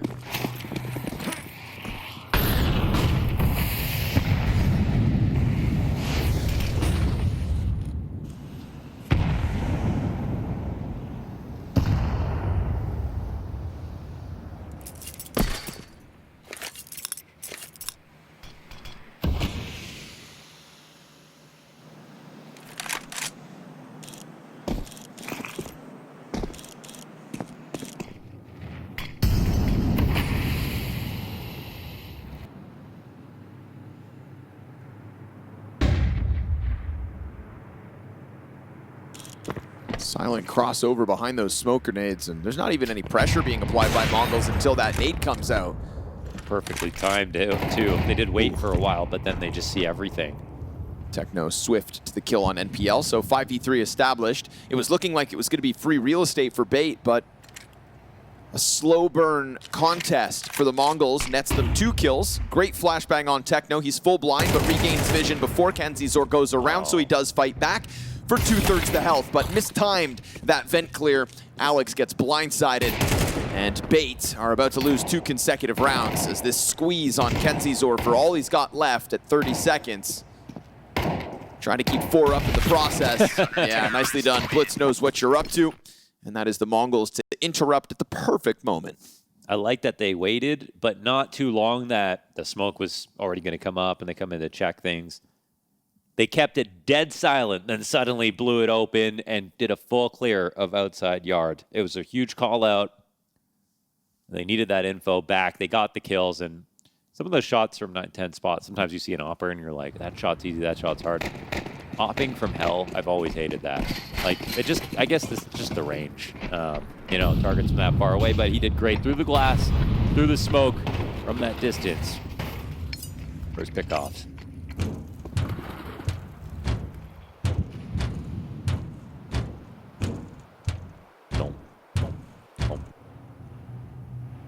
It's the war drums of Bait outside. Shadow scares cobrazera. They'll swing in, and nice spray control for the headshot on Ascenthiel there. It's usually the second player that can get by a up-close pistol push like that. Not on his watch.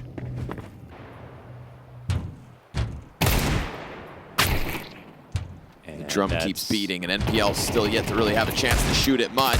He'll find the headshot eventually.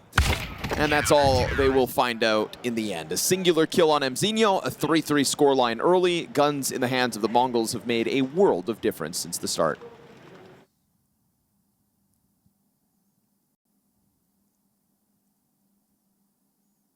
I think he should have swung for the ace, man. I mean, it was just right there. Gotta go for the guy on the war drums last.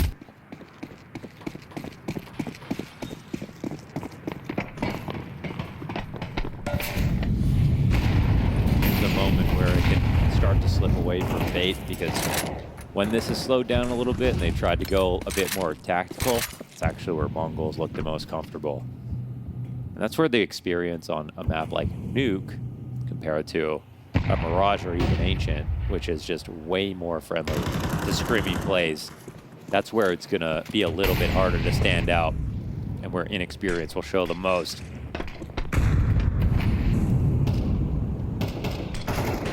See ya. Sizzy caught off by the MZ peek from Secret.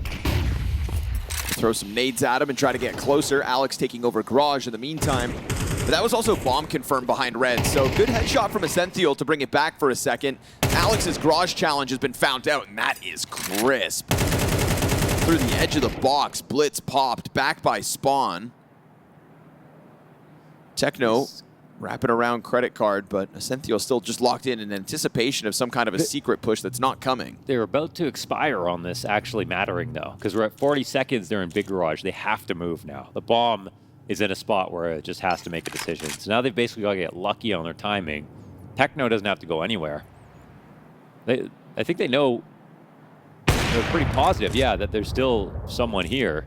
Techno's allowed to still just stay tucked into credit. 9-10, waits for the next one.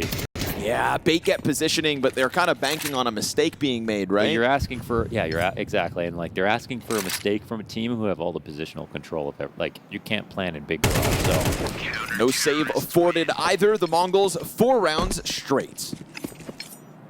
They look a little bit like a fish out of water now, even though they had a really quick start. Mongols have been kind of shown up on some of their faster plays, which, you know, they think probably they'd be down for that style too. But as soon as they get a little bit of utility in their hands and they start to have to think about how to use everything properly, and then they just slow down naturally, and that's where Mongols can keep a bit of a distance, between them and their opponents.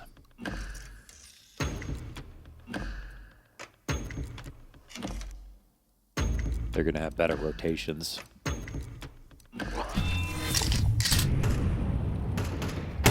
Started off clean, dropping bomb like that.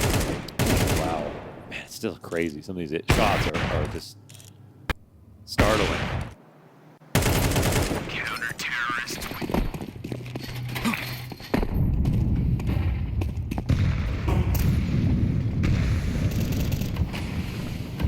Some upgraded pistols. Zor hanging onto the corner. The Tech 9 shots were not too far off the mark. CT allowed to disengage for a second. Blitz dropping smokes as he sits downstairs alone for the time being. Does have ramp rotators if need be. And we'll see how much Bait are willing to just test this smoke grenade, right? It's one thing to respect it. It's another to just come charging right through. And he'll get away from that engagement. Blitz on the full fallback. Yeah, and actually 2 rotations down, but this makes the off a little bit more vulnerable. Nice shot. Ooh, Abzinho picks that up and immediately walks back. He took damage there, that Tech 9 headshot. Kenzizor's going to finish off Abzinho, but 9-10 whips around to deal with that one. And this 1 HP Ascencio challenge down into the B site with the bomb gets found out. NPL nowhere to be found. He's up in heaven. But he's climbing the rafters while Mongols are racking up rounds. Yeah, so it doesn't... I'm like wondering how Bait can win now, honestly.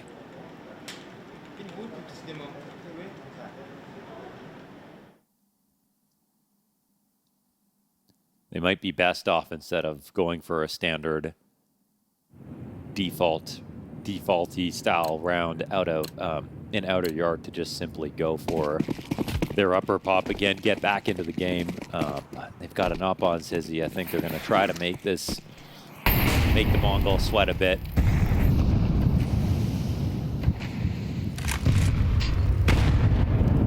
Already had a pause with their coach get involved.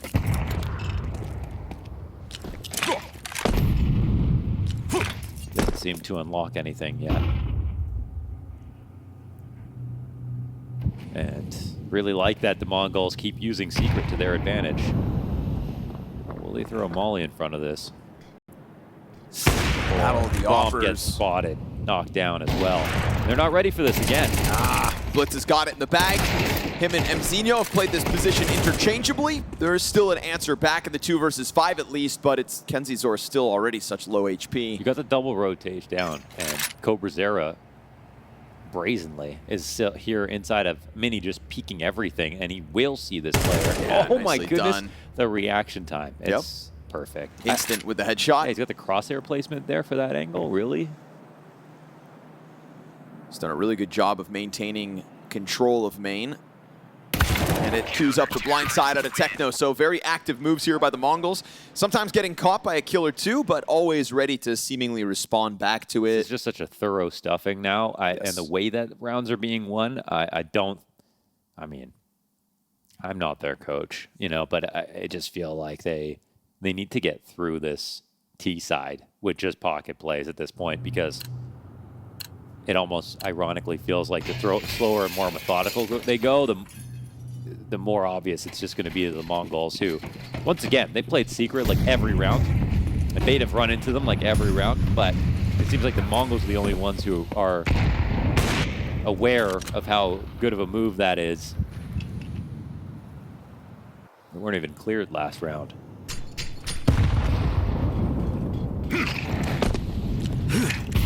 They going off of this? Yes, they've got the lower drop.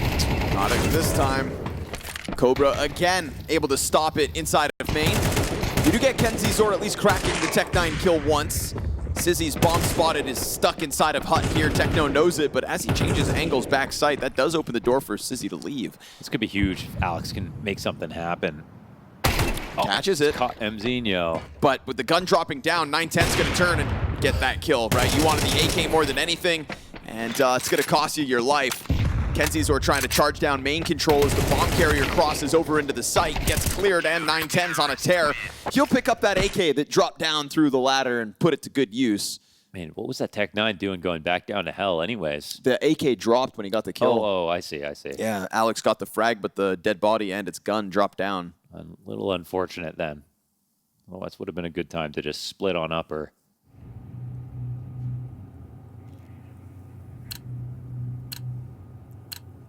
Yeah, it's like you really want the gun to give yourself better odds, but at the same time, isn't the position of heaven worth more? They can meet in the middle with wall smokes and then try to just hit ramp off of it. Instead, just use outer fake since they've had so little success there.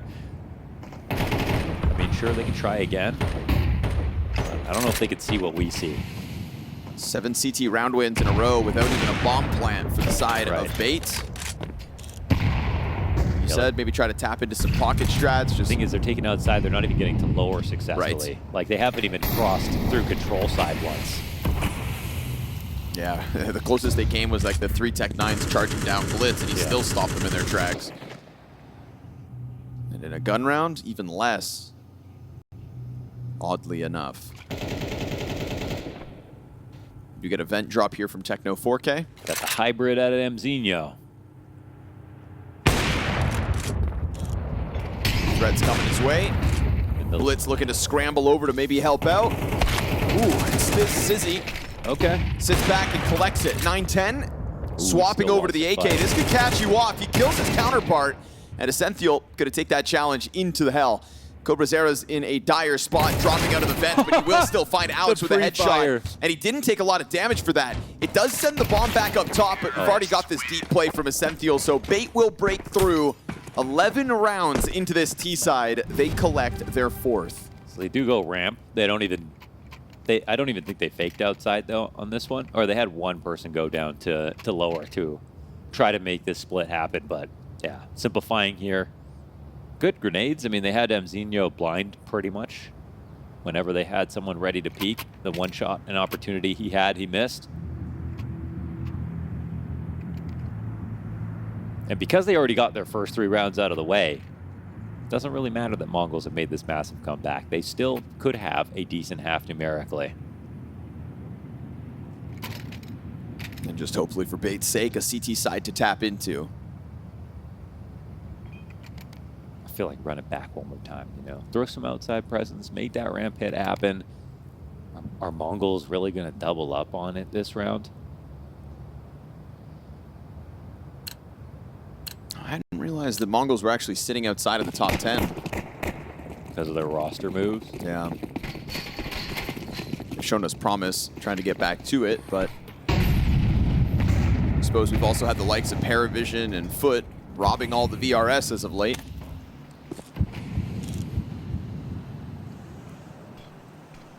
A couple other contenders knocking these other boys down a peg or two. But here's that outer presence. They want to make this work, man. They want it. Blitz gonna pop up. What a play. He just saw 3 guys and got out of there. Sprints out, confirms it all, puts everybody on high alert, brings all the attention over because they know for the time being they really only have to worry about outside. That's going to be cobrazera, who more often than not was doing a good job of holding main, dying a couple times as this game has gone on. 910 burned to the ladder. Techno gets one. Very awkward here for 910 momentarily. NPL down beneath him. Main fight comes out from Essential. He's going to catch another kill. Oh, whips it back. triple headshot. And now 910's position known, but the bomb control belongs to 910. Popped by Sizzy. We get that 5th round secured by Bait. 3 at the start of the half, 2 to close it out. And like you said, numerically, by the end, enough. And, you know, all those rounds they didn't get a bomb plant, these last 2 wins, they didn't either. They just fragged out and won. They really have made this just like a backyard scrap, essentially. And that's what's made Bait feel like this almost unbeatable force when we saw them on Mirage. It's really just they've highlighted their fragging. They've dragged MongolZ into the mud with them. MongolZ always want to play rounds like that, but you can see where that's where, no matter how good you are, there is a first ceiling to aim than there is to the other parts of the game. And if MongolZ have shown us on Nuke that they can, through their tactical expertise and experience, really put a gap between them and Bait, but they couldn't really do that back on Mirage. And I think these last couple rounds for the Bait, they're just going to be happy that we taught them. But again, it's off the back of massive individual efforts. Huge sequences. Yeah, that multi-kill for Essential just now. Yeah. Just 180 after 180, headshot after headshot. He'll be happy he was able to contribute towards the end. I think just in general, Bait happy they were able to finally get the better of cobrazera. 910, 16 and 6 on the half. So it really just goes to show you how dominant the op was for the defense. We'll see if he can bring that over to the offense as well. P250 to try to kick it off at this range. Flash towards the ramp. Looks like Kenzizor's pushing lobby though. He does tuck into the corner behind this pack, and he's got the Beretta kills to go with it. He's gonna find 3 kills on that flank. I'm sure they were nice shots. Yeah. Seemed like they could be.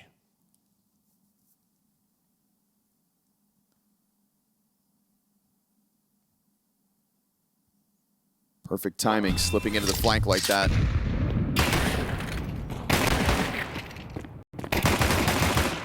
Yep. That's pretty fantastic. Every time, I mean, dualies are probably the best investment you can have on a pistol round, just straight up. It can be embarrassing to die instantly to a Glock when you have them, but most of the time you're going to get 2. Most of the time. Worth everything. But this is where the game gets out of hand for the MongolZ now. That last round of the half, the last 2 rounds of the half, this pistol, doesn't matter who we'd call the better Nuke team at this point.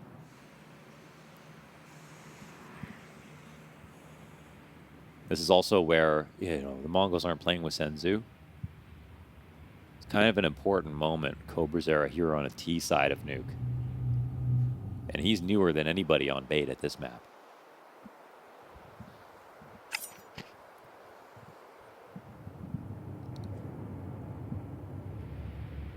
If they can rub a bomb plant here, I'd be impressed. MP9 sitting on top of this doorway. To hell with your flashbang. Alex will have vision the whole time. He's just going to hold down that trigger and mow them down. He's got Kenzizor to bank on. Zizzy's here too. And sure, 1 Deagle kill for their efforts, but what can you expect? Bait with the right position, convert the pistol, and the MongolZ who were waiting to get these guns in round 3 tap into the weapons early.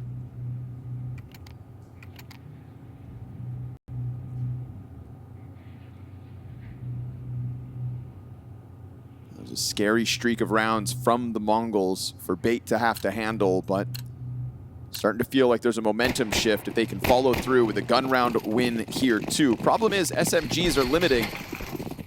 Obviously, it's money in their back pockets. See how they try to circumvent that. Yeah, the thing about a bonus is you always spend a few extra dollars on, well, your armor, your HE, your nades, and stuff like that. There is still an investment, but... And also, Sizzy's off. They want to protect it no matter what. Wow. The re-peek is perfect. He knows he doesn't have to worry about them doing it. And that's cobrazera down. He was thinking he'd get away with that drop, but caught out in the moment. MZino's got a kill going, and the headshot onto Sizzy. Now all of a sudden you've got an SMG allocated downstairs. Of the 2 kills so far for the Mongols, they were versus the better guns. MP7 and MP9 still out here on the field.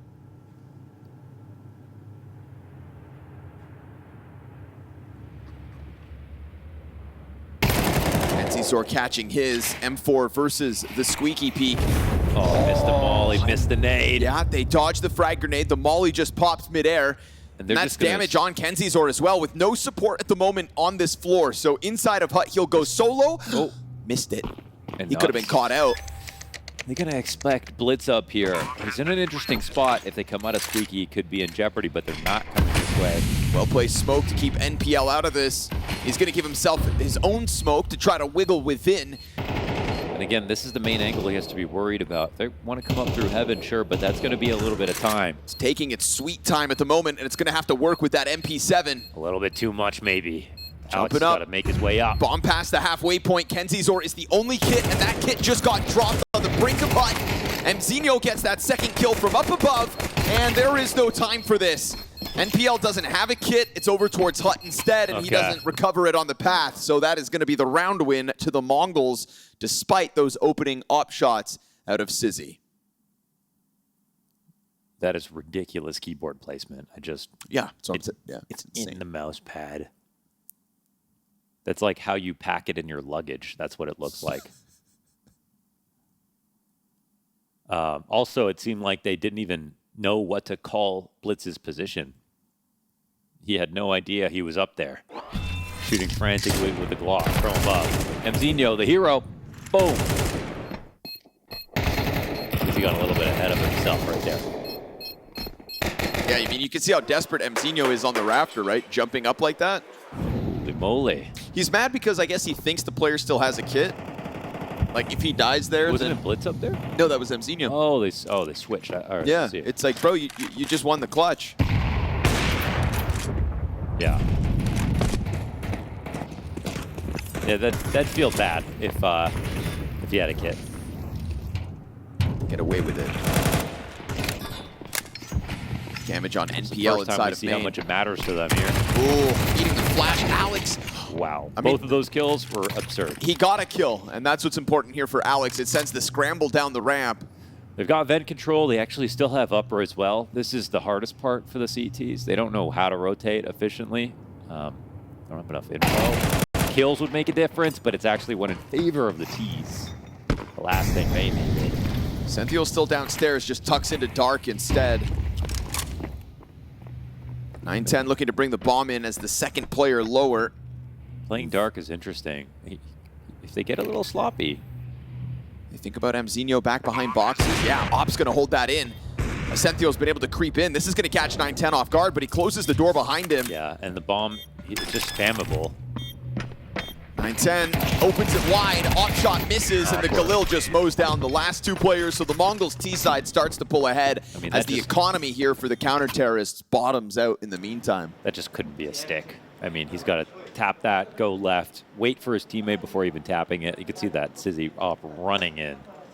There was a way to win that. That was not it, unfortunately. Even though he was close, he was only physically close. They weren't actually close to just sealing that up. So needed a little bit more work. Those are the moments again for Bait. Unfortunately, it feels like that'll make the difference in this game. Senthiel following forward from Dark really would have been better off catching 9-10, getting back to the single door, obviously, but misses the time. And he had the cover to do exactly what he had to, right? Walk up and forward, but 9-10, no hesitation. And we see him just mow down those last two. Grab a free op for his effort as well. Did like the obvious thing, but when it's stressed, it's like, if a guy was on the wall left of the diffuser, you maybe just instantly get that kill, close the door again, then you're in business. But so CG side 2-round game, but no money to work with here. Crossing your fingers that a single Desert Eagle will be able to stop a full-blown Mongols buy.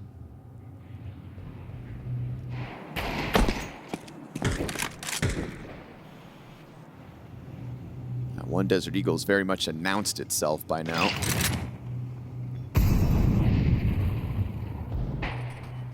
And there it is. it is able to beat the Opper. The thing is, they just love the raw duels. Oh! They just love those fights. And Alex keeps delivering with this one small weapon. No way. A single deagle in round 17. I refuse to believe it, but he's coming back for thirds. His teammates are still all just sitting downstairs. Yeah, they have an upper hit if Cobra's... And he heard that. Get in the hell? He didn't even go up. Might as well go up there now, though. Heard that drop back sight, but Alex is still giving away into HUT. The players downstairs, they're really committing to this idea. They're going to be able to come up with the vent if they want to, but... Smoke for the time being. Desert Eagle inside of HUT. Still just on the brink of the flames. He's going to try to pre-aim the angle on the plant, but it's been allowed to get into the back of sight now instead. Player down beneath heaven for cobrazera to have to consider. It's kind of... Everyone's exposing themselves to different things. Yeah, it's scary, right? It's like a matter of like who peaks first, and he doesn't know how to properly hold this right now. Senthiel trying to get up to the vents. There, it's all done. 4 kills. Instant. Desert Eagle down. Valiant effort out of Alex with that Desert Eagle. You had MongolZ working it out, but they slowly split into that site and find what they need. A 10th round of the scoreboard. I don't mind the final risk there from Bait to just lower stack right away. It could have been 3 guys outside crossing the lower, and if you were upper, you're not winning that retake anyways. So even though it's 5v3, you still have to take some kind of risk. He got the deagle shots from that distance. You're not getting those guns back as well, and that would have made the difference to your chances of winning on a slower pace round. So it's just good play here for the MongolZ. Maybe if it had been the over rotation lower and then kept one guy in heaven to just stop that upper hit from feeling comfortable, that would have been the golden play. But a hard move to find. Oh, okay. All right. In a gun round? In a gun round. Little headshot. See if it costs him in the end.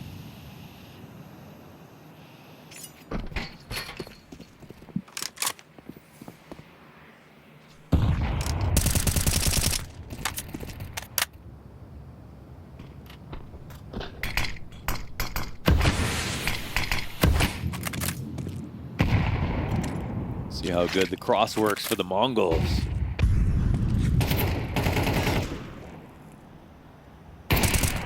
A stop shot. Dangerous. And a chance for NPL to tuck back in, but it's a quadruple cross and minimal damage to have to stomach here for the MongolZ. Yeah, they don't blow it open again. They didn't actually get a confirmed visual. They did rotate down, over-rotate last round, but I think they're too afraid to rotate at all now, and that's just even worse. Just feels like Bader in a constant state of catch-up so far. Yeah, okay, Senthiel down here is something. But they still don't actually have the info. They've got an inkling, they've got a doubt, and they've got a second player here. NPL gonna lose his angle to the smoke grenade. Senthiel, tough spot to pull a player off of. Cobra gets there at the cost of 2. And then Kenzie Zor catches Cobra trying to get over. And you've got an advantage now to work with if you're Bait. 4 versus 2. Molotov down on NPL. Double swing from the T's, and it's gonna cost them. Bait put enough in position, a little hesitation there for the MongolZ, and a critical position on top of the silo that gives Bait their 8th. Yeah, you know what? They didn't go control side, so they didn't molly and smoke off the ramp when they decided to exit through decon. And at Senthiel's position, he got 2 because he stood on top of the silo again because no one went control side, so he wasn't worried about someone jumping out and trying to frag him. That was good use of his spot, knowing his teammates were coming ramp. The only real way he gets screwed over is if someone opens control doors or breaks open the window.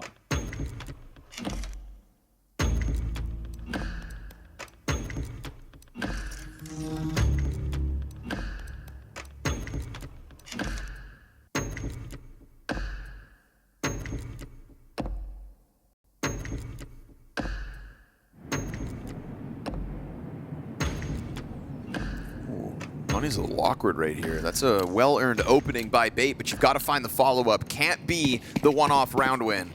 I mean, for both of them, it's just so expensive. MongolZ that much closer to the finish line. That much closer to the 2-1 pool.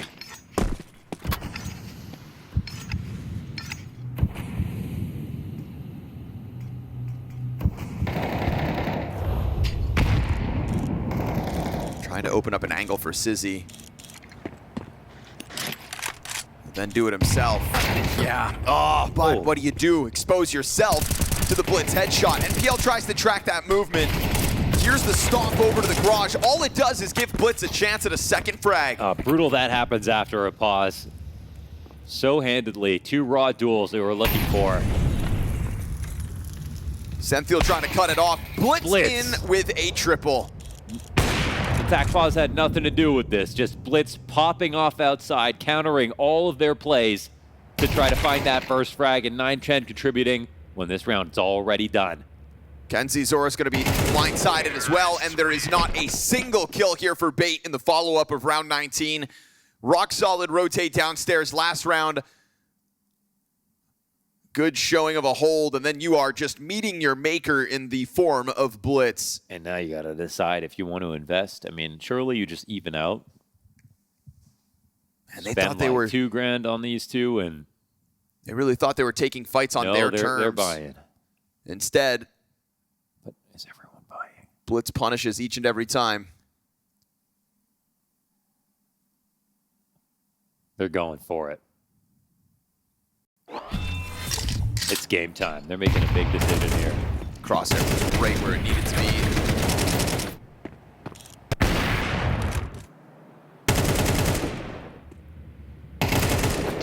It's daunting walking up on the smokes like that because you don't know when they're going to get popped open, and you can be exposed, but instead the MongolZ, and particularly Blitz, kept his alertness at an all-time high. Gets paid off for it. Now we've got this 5-7 in NPL's hands to just try to tuck into red. But once this smoke grenade fades, and obviously the smoke being there is already a red flag for the MongolZ, you'd think it would make them extra cautious. We might have snuck by. They were they thought they were watching this, so it's possible they don't actually. Blitz still holds it. Oh, but still. Oh. NPL comes out with a double kill. Not a bad start to this one considering guns on all of the rest. Sizzy with a scout takes a leg shot out of the op. And 9-10, 20 kills into this game, gives the young prospect a little more to work with. A second chance at life here in round 20 for Sizzy. Senthiel going to try to move this MP9 up to the secret challenge. Lots to be desired on that one from MZinho. He falters, and now what's left of the MongolZ is to walk out into the lobby where Alex has been tucked in and waiting for this kind of a move. They come out to clear him, and it costs them. 9-10 dead next, and Bait still with a bit of fight left in them. Okay, and that's why you invest, I guess. They keep it a little bit loose, and I think there was this one moment where, I mean, the default was they go top silo. They're holding. They're kind of jiggle spotting anybody walking outside of that spot. They just missed him at some point. Maybe they were there a little bit too late, but that's what opened it up. And actually, second kill from MPL is very impressive. I think it was a quick headshot because Cobra was full health.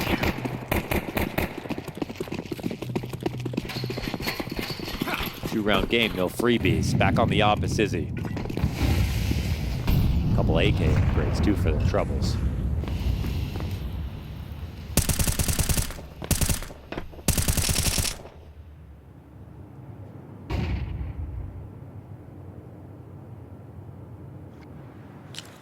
What a lifeline for MPL.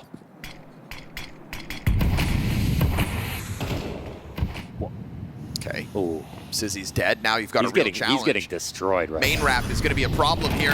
Hut player's going to step up with one, but it's a flurry out of the MongolZ, and it is done in a matter of seconds, this 21st round of play. Look at it. Popped like a grape right here. That is nuts how quick that split came to fruition. Right after taking the kill outside, Done. Felt like the default was going to go a little slower. No, 9-10 with his first, second, and third kill of the round. All perfect. Unfortunately for the new kid on the block, Sizzy is getting slammed against these last few rounds. Yeah, every way he's wanted to play outside. Doesn't matter if he has an op or not. It's not been useful, really. Sitting a 9-16 scoreline in the face of the MongolZ challenge. 12th round secured. 3 map and match points by the MongolZ. And the final timeout between either of the coaches to be burned right here, right now.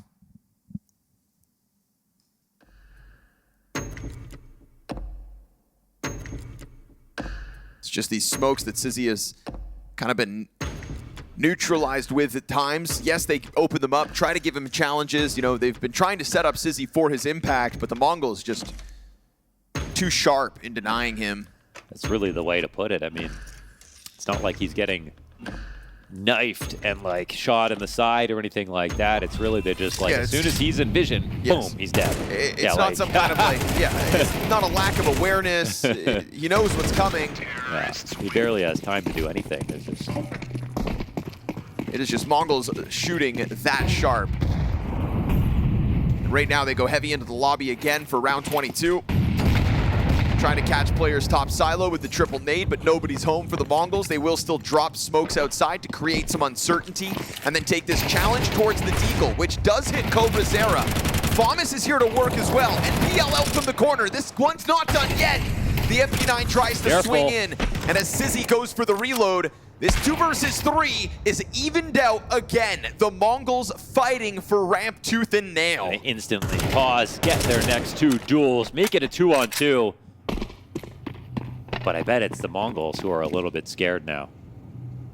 They'd have the chance to gamble if they'd like to. Get into spots, make the hard read. Could be a spot where this door gets swung open for 1 kill and then suddenly you can't plant. Someone might have to pull a nade out. Alex is waiting for his chance to strike. Yes, he's low. But he's also a guy who has almost nothing to lose right now. Chen dropping the bomb down, wanting to keep that gun in hand. Okay, get your gun out, brother. Blitz. Oh, from beyond the grave. He's so lucky Alex was tagged. Does he think there's a stack? I feel like you wouldn't believe it right now. 910 starts to depart the bomb site. This could catch him off. Shadow advantage.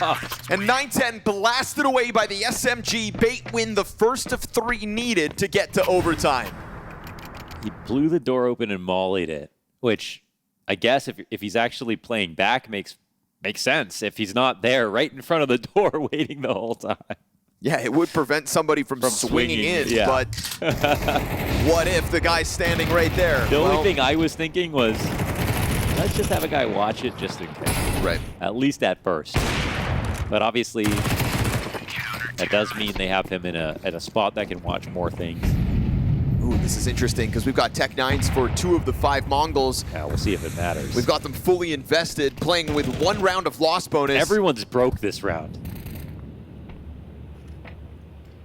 We're a little low on grenades on the CT side. We have an MP9 for Alex in upper.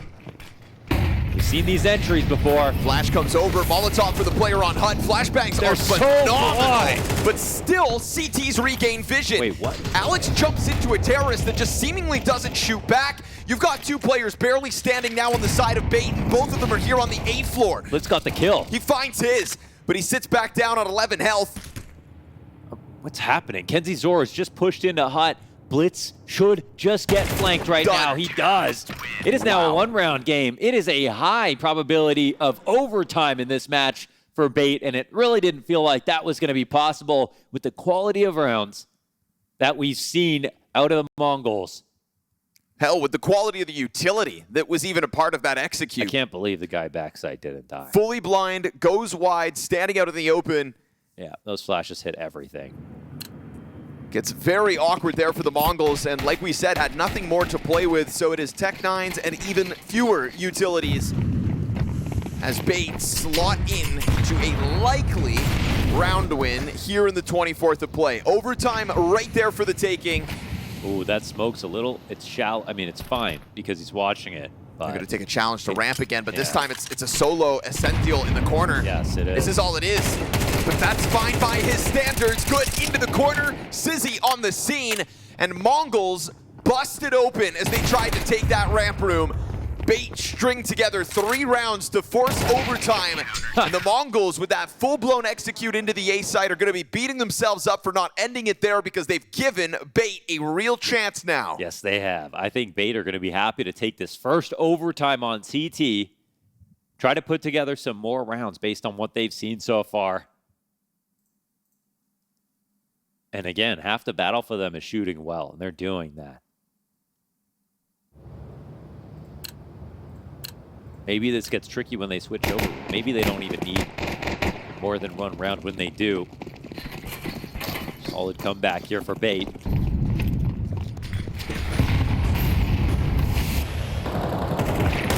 Aggressive move by Sizzy. That's a nice way to activate somebody who's been struggling just going to yards and trying to play those harder reads outside. A simple push. Still comes down 1-1. Not exactly the best positions for the CTs.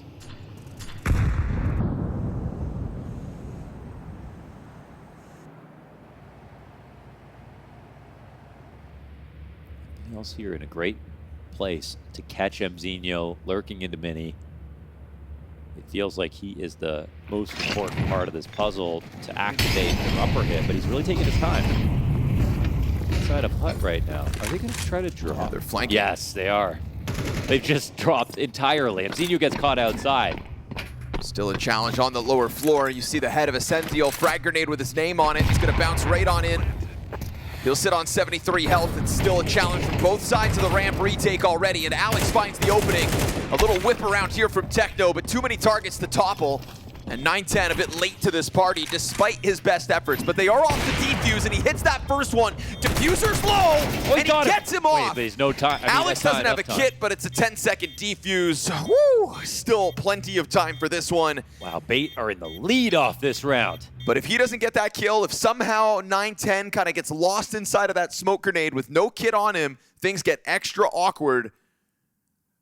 Bait find the first in OT. Yeah, they don't really care about that, though, at this point. I think they're just looking to get Nuke over with. It's the third map in the series.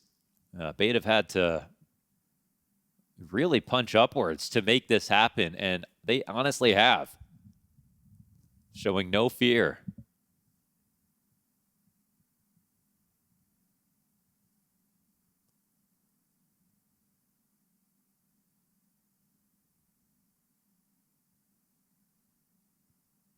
(9-10) still in the kind of form that could just be game winning if he pieces together the right sequence, if he's put in the right position.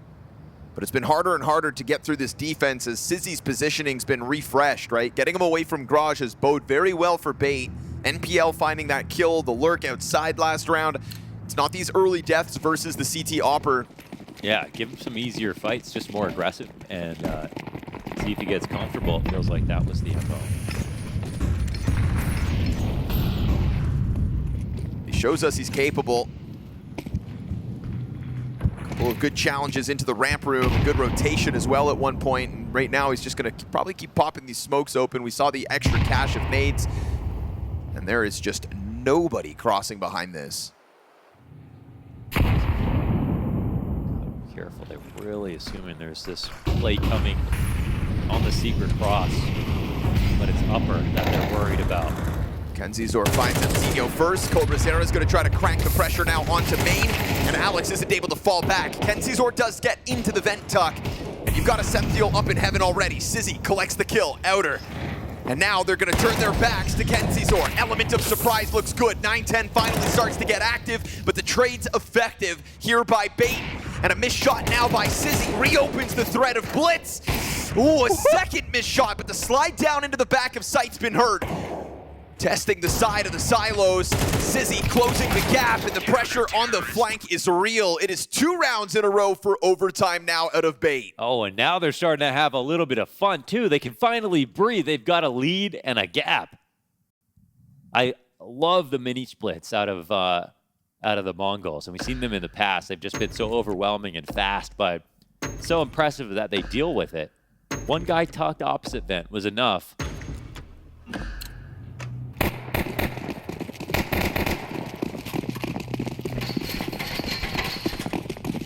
I think that was a Mara strat too off the tack pause. MongolZ are digging deep to try to figure this out. Gonna try to keep it simple with the ramp hit, and the trade is good by Blitz. You're never going to expect Sizzy down here. He drops right into the op scope, and Sizzy back for seconds. Ooh. Popeye 910, who's been relegated to the AK, still capable with it. Fought off by the double door swing. It is flawless in overtime here by Bait. What are we talking about here? BTR just crushing all of a sudden. And just as I said before they might not even need more than one T round now that they switch over. There's been some real resilience shown by Bait in this series. They were smashed out of the game in the very first half of Ancient. Even within this Nuke game, pistol conversion for the start of their T side, only the 4th and 5th round win coming in the 11th and 12th round of that T side. We had 5 rounds in the second half where their CT side economy is tested, back and forth rounds. They peel it forward with those last 3 in regulation. Another big problem on T side was getting wins, bomb plants. They were winning without that. Are MongolZ going to allow them to win that way? They're going to force them into a slow, structured round where they inevitably crush? Or will they give them those raw duels where they've been shining? Kenzie's are truly looking to be the difference maker Shallow. here on Decider. 25 frags to his name. Sizzy finding form as this game has gone on, as he was repositioned. It's nice to see that Alex kind of saw that. Keep the op mobile, give him something fresh, and let him find impact, which he's done now. Full-on successful cross here. This hasn't been blown open. There isn't full vision for the CTs. And Blitz is playing big garage, which means he could slow flank lower, but MZ, he's coming in just in time, but it's without any other assistance. Playing big garage is great, especially to cover wraps, to cover anybody walking into mini, but it's slow for having to rotate downstairs. There's a lot of pressure on MZ. Climbs up. The ops is still just play behind the railing. And they've got this lurk in place. Down into the single door swing. Yeah. Techno collects the Kenzie's or frag. They're a little late. Molotov in front of 910 is going to make this uncomfortable. Bomb planted. 4 versus 3 advantage, sure, but the incendiaries keep the CTs at bay. Secret duel picked up by Essential. Suddenly that man advantage is gone up in smoke. cobrazera on a similar challenge makes one loud step alongside Techno, who's going to find the back of Alex, prime for the taking, and a frag grenade that doesn't kill Essential. Corner will get cleared, but Essential still fights on from this position. Fire in front of him. Surviving an extra second, they will jump on top of that bomb. Wait. Or not. No, he doesn't have a kit. Oh, it's so slow. Techno doesn't have the kit. This comes down to the wire, and MongolZ got it. All's good. Very close. Sketchy situation there with not everybody having the defuse kit, but still the MongolZ move forward with the first in overtime. Yeah, Lisi runs right for it. They put that one together. It's 2 away to bring this to another overtime. It's not impossible, obviously, but it's already a good first effort here from Bait.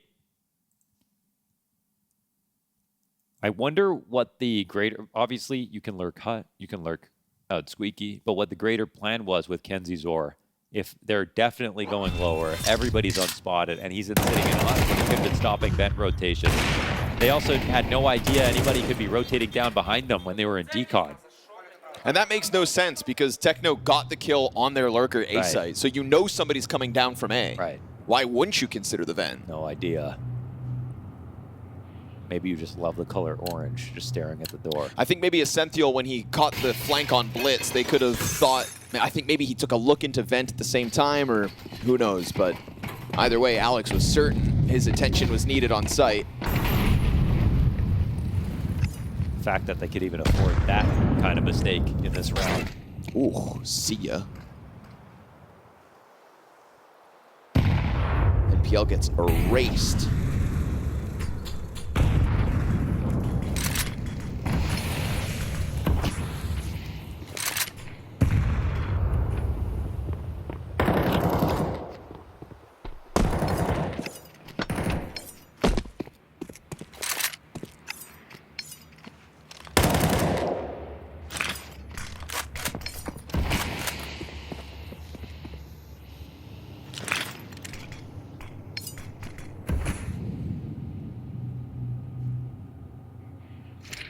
Double up ramp here has got to be the winning formula. eating the flash and letting them know that you're over here, and then dying with nothing to show for it. Good on Blitz. Mows them down. 9-10 comes through with the closer, but Blitz goes big in a critical round of overtime with a quad kill that kicks off outside. Yeah, from the first glance outside to that rotation, cobrazera, he was playing with house money in that position. And now it gets a little bit scary because, yeah, they had 3 rounds to play with. They knew that coming in and winning a T-side round was going to be difficult. Yeah, they won the last 2 rounds of the first half of the map, but they did it off of frags alone. They didn't get it into a good bomb plant position. They didn't really outplay the MongolZ per se. They just had a huge highlight moment from Essential in 1. How are they going to conjure up a real opportunity to beat MongolZ straight up here? Now that we're down to 1 round, the first half of this overtime doesn't really matter.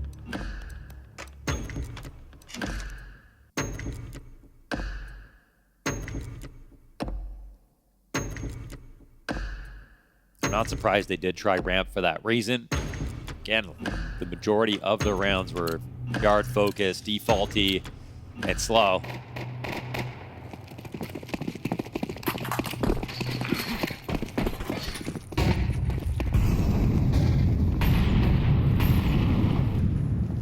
Worried about Blitz coming at it again. Wall of smokes in front of him.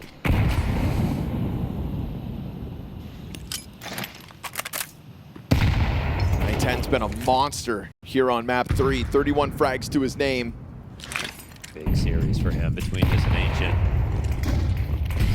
Flashback towards Squeaky. Oh, and Blitz gets popped this time. Close box is held by cobrazera. 3rd kill's his. Whips it back around as the site's just getting melted all around him. Still nobody else barring cobrazera to post anything in this attack. MZ a little too fixated on the hut play, but he will still get that trade back. Alex swings, and MZ's the one to force us into double OT. 3 back.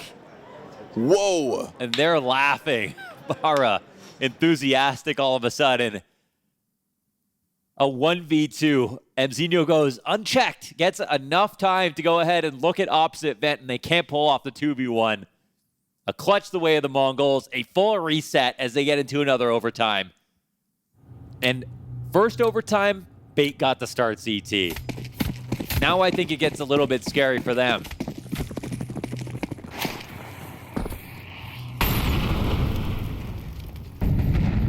All elusive T-round win. And that last one had the makings of a victory for Bait. It really did, honestly. cobrazera right there.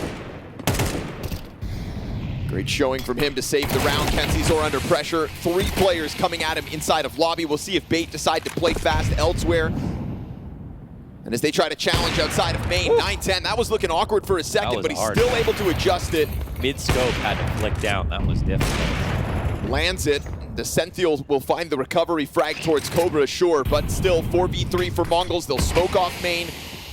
Put a Senthiel on ice for the time being. Yeah, that's where he put up his highlight near the end of the first half. Smoke him out. But you've got to expect them to start to make their move towards heaven once you smoke off main like this. It's just going to be tough for 9-10 up close with an op. There's just no one splitting though, so he doesn't have to look anywhere else. This shot this time. Missed. Senthiel coming through, double kill already this round. Let's make sure that nobody can move over towards the ramp, and MZ just going to mow down the double. Sizzy slips down into sight. Bomb on his possession. And worried about this other CT. Sizzy, man, he's the new guy, but he's by himself. He can do whatever he wants, and vent is open. That's what he's looking for. Oh, and what he a catches Techno. Sticks around, though, and that moment of hesitation's going to cost him. Blitz making sure he can't escape. He had the perfect idea right there. He saw vent was open. He would have dropped down, I think, if he had not seen anybody inside of Squeaky. But when he got that first kill, tried to do a little extra, didn't have the info, and I'm not surprised. Heaven was the last thing on his mind. Yeah, that's where they all came out of. It's like half a second of reconsideration after he gets that kill on Squeaky, but half a second makes a world of difference when Blitz is the guy hunting you down. There's nothing to get upset about, with an attempt like that going wrong. The only issue is that those T rounds, moments like that, they're going to be hard to come by. Well, that's 2 of them back-to-back where Bait have found footing in a round. It feels like as these overtimes go on, they're getting closer and closer to this all-elusive terrorist round win. Still without one. Yeah, they just lost 4 straight. 2 rounds to go to make it happen. That's probably what it's feeling like. Yeah, like the question is, does it get easier? Does it get harder? Either way, they're getting closer.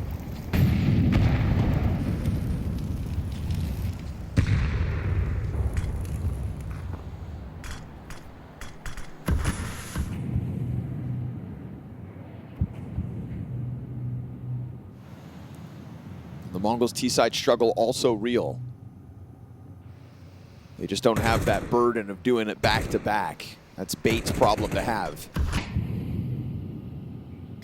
His forward positioning from Blitz could catch somebody off guard, but it means he's not going to be a part of actually holding sight if that is where the threat comes through. Alex getting closer to this. Great flashbang, making sure that they don't write off the possibility. Trying to lock horns now with the duel over towards main. You've also got to be careful about Secret. There's a lot of presence here for the MongolZ. Yeah, there always has been. Oh, MZinho pushes forward, and Alex takes him down. That's an interesting prospect. Thought they were mollying back this push. Well, now it's turned into an empty outside area. Up 2 players. Alex, is he going to get hunted down, or can he actually deliver another kill? No, not on such low health. Squeaky door held as well. That is the bomb thrown forward by BT. Shooting gallery as far as 910's concerned. What is even happening? And he will continue to lock that down. They tried very adamantly to make that one happen, not expecting an op maybe on the other side, but pretty desperate for the bomb to go in first through the door like that. I mean, they thought that cobrazera was the one mini guy. It ends up being 910 behind the smoke at opposite. Ouch. And then both of them coming through. They were getting tripped out listening to this guy run around inside a mini, hearing the off shot, wondering who's who.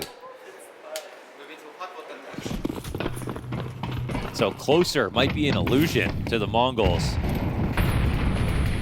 910, 35 kills off that sequence. And the MongolZ on the brink of back-to-back CT sweeps in both OTs. MZinho tries to throw a frag grenade into the middle of that pack, and it does do good damage, but he is sitting inside of the fire, burning himself out. And so Kenzizor gonna add that headshot to the tally. Man advantage here for BT. We said they've gotten close. Well, this is their final attempt at it. And Techno 4K out through single stops them in their tracks. At least for one. Double up towards the dark corner. They do find boots on the ground towards B. It's danger if they don't have control side. Are they really going to go for the plant? Hearing that utility come down from Secrets, drawing CTs away from the duel. And then we've got Sizzy to blindside Techno. Single door swung open. cobrazera can't get into the kill. And it's a 4 versus 2 advantage now for BT. In their 6th outing in overtime, they stick the landing. One finally on the scoreboard for the attack. And BT back to the comfort zone of defense next. Yeah, that'll be key. They got into control. They got down lower. They got their trade quickly when they got out ramp. So they both kept it simple and got the bomb down. The 2 keys for them to win a T round.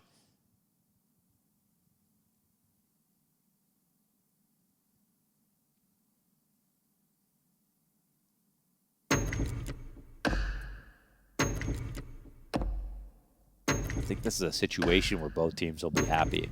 Like BT, at least they got their 1 round. They know they can fry on CT. MongolZ, even if they've lost some of their T rounds, they have a way better T side overall.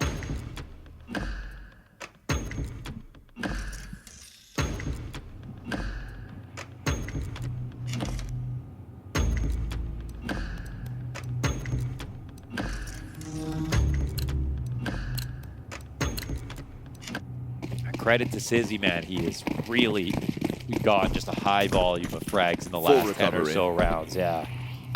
Everywhere other than Garage. Yeah, and that's the thing, and we'll see about this half. It's starting to get used a little bit differently, but will that trend continue? They have him at ramp again. That also means, I mean, you can not participate in outside, but that doesn't mean it's not going to get taken.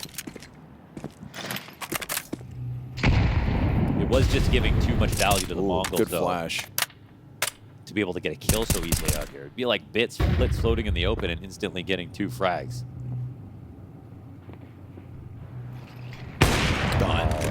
mistake and a half, NPL. Thinking he could get away with that. Give over the 5 versus 4 to the MongolZ. Blitz already deep, and Sizzy goes wide. That's 9-10 dead, and now Cobra up front. Blitz, though, gets behind the box, and that's what's going to blindside Sizzy in the end. So a good sequence from him. Techno 4K collects the headshot, down to 10 health, but flanked by Essential. That's 1 of 2 spotted. I mean, Alex already lost a little bit of health. I don't know if they have confirmed info on him. But Uppers is theirs for now. These bait players so split up. They join up into the ramp momentarily, but they don't really know what's happening. Molotov popping inside of the A site that's going to confirm it. Bomb is not planted for Blitz. Yeah, interestingly, it's a bomb planted back site, which is going to draw them out of HUD. There's no greater move at play here. Blitz is not flanking around ramp to go upper into heaven. Kid on Alex plus the smoke. You put that smoke on bomb, and Blitz has to cover this distance. This could get awkward. And on top of it, MZ gets nothing. So sure enough, on top of the bomb with the smoke, what are you going to do? Banking on the incendiary, he's got to charge it down, and there's just no time for that. Oh, it's exactly what you envisioned when you put the bomb there. MZ needed to multi-kill, couldn't get a single one. And just as much as Bait didn't know what was going on, MongolZ didn't know where they were going to retake from. If they thought that Mini was open, they would have planted for it, but they thought that someone was going to be there. Maybe thinking because of the incendiary, it's all right to go for the back plant. We can always set it ablaze. That is buy time for Blitz in the clutch. Yeah, it's true. Smoke grenade, though, fully counters that, and suddenly MongolZ looking foolish. That is true. They had the volley, could have made the difference. But that's a game of chance you play. That's what you're going to bank on. Rock, paper, scissors, rather. Bait rock solid in the close. MongolZ cut down. Molotov towards Secret. That's going to force NPL. And then also his teammate to dive back. cobrazera gets the trade. 9-10 scours the field, waiting for what's always felt like an inevitable challenge from Garage, from Outer, but it's already NPL dead. Oh. And then Essential right there, stacked on top of it. 2 deaths for the CT side in the same position. These are the guys that have had to pick up the mantle since Sizzy's struggles outdoors early. And unfortunately, it is a position where the MongolZ continue to thrive. It could be walking directly into him on this round.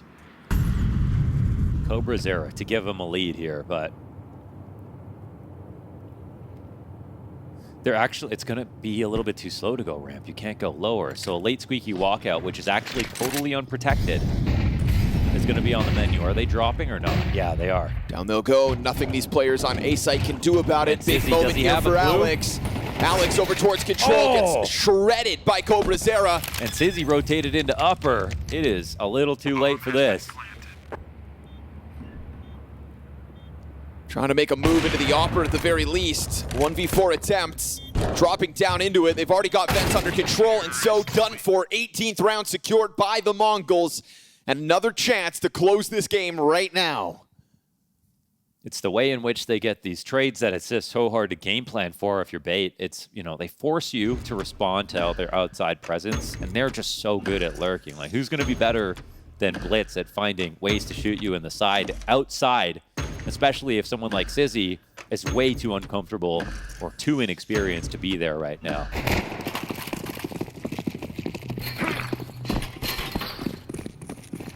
We'll see what kind of play MongolZ want to bring. We know what their least variance option is, man. Sizzy, ooh, that was close. Has got a kill like that previously. That would have valuable nice. 5v4. And in this round, contrast to the last, 0 garage control, no threat of a secret peek coming.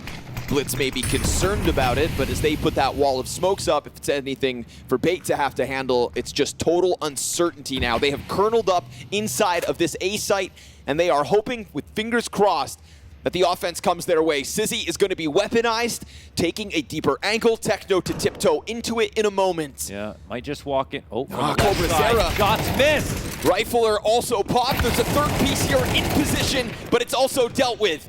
And so NPL has to be the hero. 2 versus 4. for Bait to try. And Blitz is going lower. Excuse me? cobrazera. This is drawing the bomb back. NPL's ready for it, but he gets found out. cobrazera comes through with another multi-kill late into this game. And Essential tiptoeing his way up to heaven, which has already been hit with utility. The MongolZ with a slow burn squeeze in this series. An unwinnable situation for Essential, smoked off after the fire and the frags, and a cobrazera performance here, propping up what has been an amazing play from 9-10 as this game has gone on. Opper makes the difference here on Nuke. Sizzy was well weaponized as the game went on, but its struggles outside continued for other pieces of Bait as well. All of this team could not hold back the MongolZ outer, and they will move through in double OT to the 2-1 pool in Cluj. So I said this after Mirage, I called it messy Counter-Strike, and I feel like that is the best descriptive word for this as well. However, despite it being messy, the MongolZ